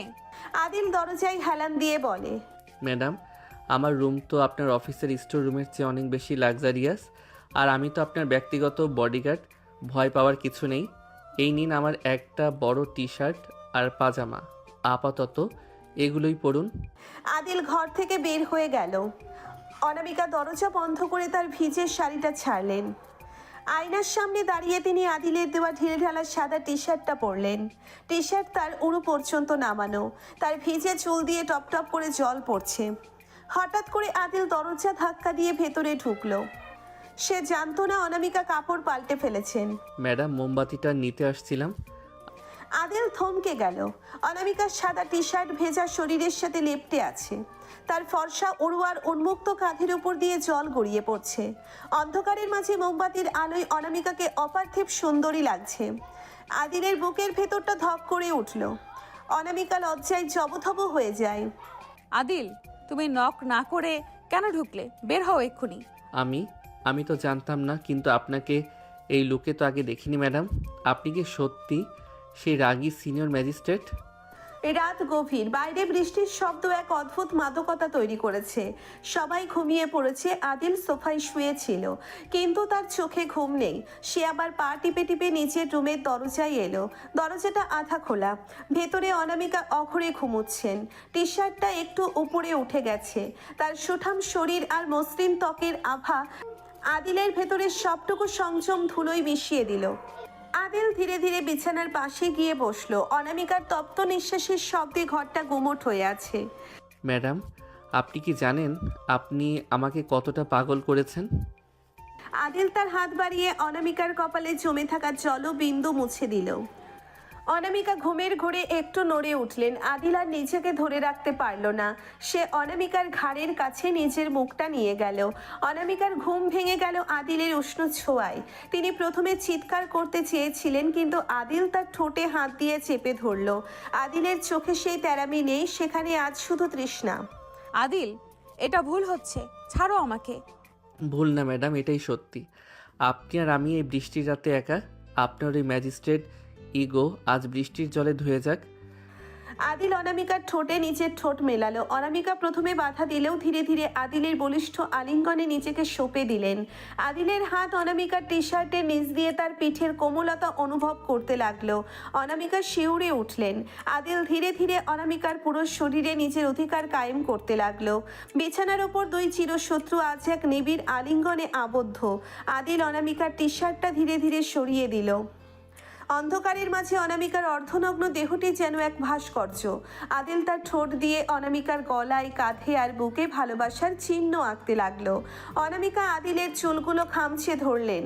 তার মুখ দিয়ে এক অস্ফুট গোঙানি বের হয়ে এলো। বৃষ্টির ঝমঝমে শব্দের সাথে মিশে গেল তাদের দুই শরীরের ছন্দ। আদিল অনামিকার ভেতরে প্রবেশের সময় অনামিকা তাকে আরো শক্ত করে জড়িয়ে ধরলেন। দীর্ঘক্ষণ ধরে চলল সেই আদিম লড়াই, যেখানে কোনো ঝগড়া ছিল না কোনো অফিসের প্রোটোকল, ছিল শুধু দুই নরনারীর চরম আত্মসমর্পণ। আদিলের প্রতিটি পরশে অনামিকা এক অজানা স্বর্গের স্বাদ পেলেন। তারা একে অপরের নিঃশ্বাসে মিশে গেলেন। এক দীর্ঘ এবং চূড়ান্ত মিলনের পর দুজনেই ঘামে ভিজে একে অপরের বুকে মুখ রেখে শান্ত হলেন। ভোর 5টা, বৃষ্টি থেমে গেছে। জানালার ফাঁক দিয়ে চিলতে আলো ঘরে ঢুকেছে। অনামিকা আর আদিল একই চাদরের নিচে লেপ্টে শুয়ে আছেন। হঠাৎ অনামিকার হুঁশ ফিরল। তিনি নিজেকে এই অবস্থায় দেখে আটকে উঠলেন। অনামিকা আদিলকে ধাক্কা দিয়ে সরিয়ে, ওরে বাবারে আদিল, এটা কি করেছো তুমি? তুমি তুমি আমার সর্বনাশ করেছো। আদিল চোখ কচলাতে কচলাতে বলল, ম্যাডাম, সর্বনাশ তো আমরা দুজনেই করেছি, এখন আমাকে ধাক্কা দিচ্ছেন কেন? রাতে তো বেশ আদিল আদিল বলে ডাকছিলেন। অনামিকা কাঁদতে কাঁদতে নিজের কাপড় ঠিক করতে লাগলেন। আমি তোমার নামে কেস করব, তুমি আমাকে রেপ করেছো। কি রেপ? ম্যাডাম, ভিডিও রেকর্ডিং তো নাই, কিন্তু আমার পিঠের নখের দাগগুলো তো সাক্ষী দিচ্ছে যে আপনিও কম ছিলেন না। তেরামি বাদ দিন, এখন ভাবুন আম্মা দেখলে কি হবে? বের হও আমার সামনে থেকে, অসভ্য লম্পট। আমি ভাবতেও পারিনি তুমি এত নিচে নামবে। আমি নিচে নামলে আপনিও তো আমার সাথেই ছিলেন, এখন আবার সেই ম্যাজিস্ট্রেট গিরি শুরু করলেন? যান গিয়ে আয়নায় নিজের চেহারা দেখুন। আপনার ঠোঁটের ওই কামড়ের দাগটা কিন্তু আমি মুছতে পারবো না। বৃষ্টির রাতে সেই নিষিদ্ধ অধ্যায় অনামিকার আদিলের জীবনের সমীকরণ পুরোপুরি বদলে দিয়েছে। এখন আর তারা শুধু জুনিয়র সিনিয়র নয়। অনামিকা কি পারবে এই ঘটনা ভুলে অফিসের স্বাভাবিক থাকতে? আদিলের বাড়ি থেকে এক প্রকার পালিয়েই ফিরেছেন অনামিকা। তার ঠোঁটে কামড়ের দাগ, শরীরে আদিলের সেই আদিম স্পর্শের স্মৃতি, লজ্জায়, ঘেন্নায় আর এক অজানা আকর্ষণে তিনি কুঁকড়ে আছেন। সকালে অফিসে এসে তিনি অগ্নিশর্মা। অনামিকা তার কেবিনে বসে কলম কামড়াচ্ছেন, বারবার দরজার দিকে তাকাচ্ছেন, কিন্তু আদিল নেই। 9টা বেজে 10, 10টা বেজে 30, আদিল আসেনি। মকবুল, ওই তেরা ছেলেটা কোথায়? আদিল কেন এখনো আসেনি? ও কি সরকারি অফিসকে নিজের শ্বশুরবাড়ি মনে করেছে? ম্যাম, আদিল ভাই তো ফোন ধরতেছে না। আজ নাকি উনি আসবো না। শাইলা আফা কইল আদিল ভাইয়ের নাকি খুব মন খারাপ। অনামিকা, অফিসটা কেমন খা খা করছে না? আদিল না থাকলে তো হাসাহাসি করার কেউ নেই। ও তেরামি করে ঠিকই, কিন্তু ওর অনুপস্থিতিটা বড্ড বেশি লাগছে। খা খা করছে? আমার বুকটাই তো ফেটে যাচ্ছে। কেন ও আসেনি? ও কি আমাকে ঘৃণা করছে, নাকি ও অন্য কারো কাছে চলে গেছে? অনামিকা আর থাকতে পারলেন না। ফাইল ছুঁড়ে ফেলে গাড়ি নিয়ে সোজা ছুটলেন আদিলদের বাসায়। আদিলের মা তাকে দেখে অবাক। খালাম্মা, আদিল কোথায়? ও কি বাসায় আছে? না মা, ও সকালে একটা ব্যাগ নিয়ে বের হয়ে গেছে। ও যখন খুব বেশি কষ্ট পায় বা মন খারাপ থাকে, তখন ও শহরের শেষ প্রান্তে সেই পুরনো পরিত্যক্ত বাগান বাড়িতে চলে যায়। ওটা ওর বাবার আমলের বাড়ি, সেখানে কেউ থাকে না। অনামিকা আর এক মুহূর্ত দেরি করলেন না। বাইরে আবার মেঘ জমতে শুরু করেছে। তিনি গাড়ি ছোটালেন সেই নির্জন বাগান বাড়ির দিকে। শহরের এক কোনায় জরাজীর্ণ এক পুরনো দোতলা বাড়ি, চারদিকে জঙ্গল আর লতা গুল্ম। অনামিকা বাড়ি থেকে নামলেন, তখন ছমছম করে বৃষ্টি শুরু হয়েছে। তিনি ভিজে একাকার হয়ে বাড়ির ভেতরে ঢুকলেন। ধুলোমাখা এক বড় হলের কোনায় আদিল বসে আছে, হাতে একটা আধ খাওয়া সিগারেট। আদিল, তুমি এখানে কি করছো? অফিস ফেলে এই পুরো বাড়িতে কেন? আদিল চমকে উঠে তাকিয়ে আবার মুখ ফিরিয়ে নিল। আপনি এখানে কেন এসেছেন? ম্যাজিস্ট্রেট সাহেব কি এখন পরিত্যক্ত বাড়িতেও রেড দিতে আসেন? যান ফারহান সাহেবের কাছে, উনি নিশ্চয়ই আপনার জন্য অপেক্ষা করছেন। ফারহান গোল্লায় যাক, আমি তোমার জন্য এসেছি আদিল। আমি তোমাকে ছাড়া থাকতে পারছি না। থাকতে পারছেন না? কাল তো বলছিলেন আমি আপনার সর্বনাশ করেছি। আজ আবার কেন এসেছেন? আমি তো লম্পট, তাই না? অনামিকা আর সহ্য করতে পারলেন না। তিনি দৌড়ে গিয়ে আদিলকে চাপটে ধরলেন। তার ভিজে শরীরের হিমশীতল ছোঁয়া আদিলের তপ্ত বুকে লাগতেই আদিল কেঁপে উঠল। আমি তোমাকে ভালোবাসি আদিল, হ্যাঁ আমি ভালোবাসি। তোমার তেরামি, তোমার ঝগড়া সব আমি ভালোবাসি। প্লিজ আমাকে ছেড়ে যেও না। আদিল প্রথমে অনামিকাকে সরিয়ে দিতে চাইল, কিন্তু অনামিকা জোর করে আদিলের ঠোঁটে নিচে ঠোঁট চেপে ধরলেন। বৃষ্টির পানি যখন ছাদের ভাঙা কোণ দিয়ে ঘরের ভেতরে পড়ছে, তারা দুজনেই ভিজে জবথব। আদিলের সে তেরামি এবার ধসে পড়ল। সে অনামিকাকে পাঁচা কোলা করে তুলে নিয়ে মেঝেতে পাতা একটা পুরনো 17 ইঞ্চির উপর শুইয়ে দিল। বাইরে বজ্রপাত হচ্ছে, আর ভেতরে দুই তপ্ত শরীর একে অপরের সাথে যুদ্ধ করছে। আদিল অনামিকার ভেজা কামিজের বোতামগুলো একে একে খুলে ফেলল। বৃষ্টির ছিটে ফোঁটা অনামিকার উন্মুক্ত পিঠে আর বুকে পড়ছে, যা এক চরম সুরসুরি তৈরি করছে। আদিল অনামিকার ভিজে ঠোঁটে, ঘাড়ে আর পেটে নিচের বুক ডুবিয়ে দিল। অনামিকা শিহরিত হয়ে আদিলের পিঠে নিচে নখ বসিয়ে দিলেন। বৃষ্টির ধারার মতোই আদিলের ভালোবাসা ঝরে পড়তে লাগলো অনামিকার সারা শরীরে। আদিল যখন অনামিকার দেহের গভীরে প্রবেশ করলো, অনামিকা এক দীর্ঘ আর্তনাদ করে তাকে আরো শক্ত করে জড়িয়ে ধরলেন। বৃষ্টির শব্দের সাথে তাদের শরীরের ঘর্ষণ আর গোঙানি মিলেমিশে একাকার। কর্দমাক্ত মেঝে, ভাঙা ছাদ আর ধুলোমাখা ঘরটা যেন এক স্বর্গীয় বাসর ঘর হয়ে উঠল। আদিল বারবার অনামিকার কানের কাছে বলছিল, তুমি তো শুধু আমার ম্যাজিস্ট্রেট সারা জীবনের জন্য। অনামিকা তার শরীরের প্রতিটি অনুপরামণু দিয়ে আদিলকে অনুভব করতে লাগলেন। দীর্ঘক্ষণ ধরে চলল সেই আদিম ও তৃপ্তিদায়ক মিলন। বৃষ্টির শীতলতায় তাদের শরীর আরো বেশি উত্তপ্ত হয়ে উঠছিল। চরম মুহূর্তের পর তারা দুজনেই পরিশ্রান্ত হয়ে একে অপরের বুকে মাথা রেখে শুয়ে রইলেন। আদিল, ভালোবাসি তোমাকে। ভালোবাসলে তো আবার ঝগড়া করা যাবে না ম্যাডাম? তেরামি না করলে কি আপনার আমার প্রতি মায়া আসতো? এখনো ফাজলামি, চলো বাসায় ফিরি। সকাল 10টা।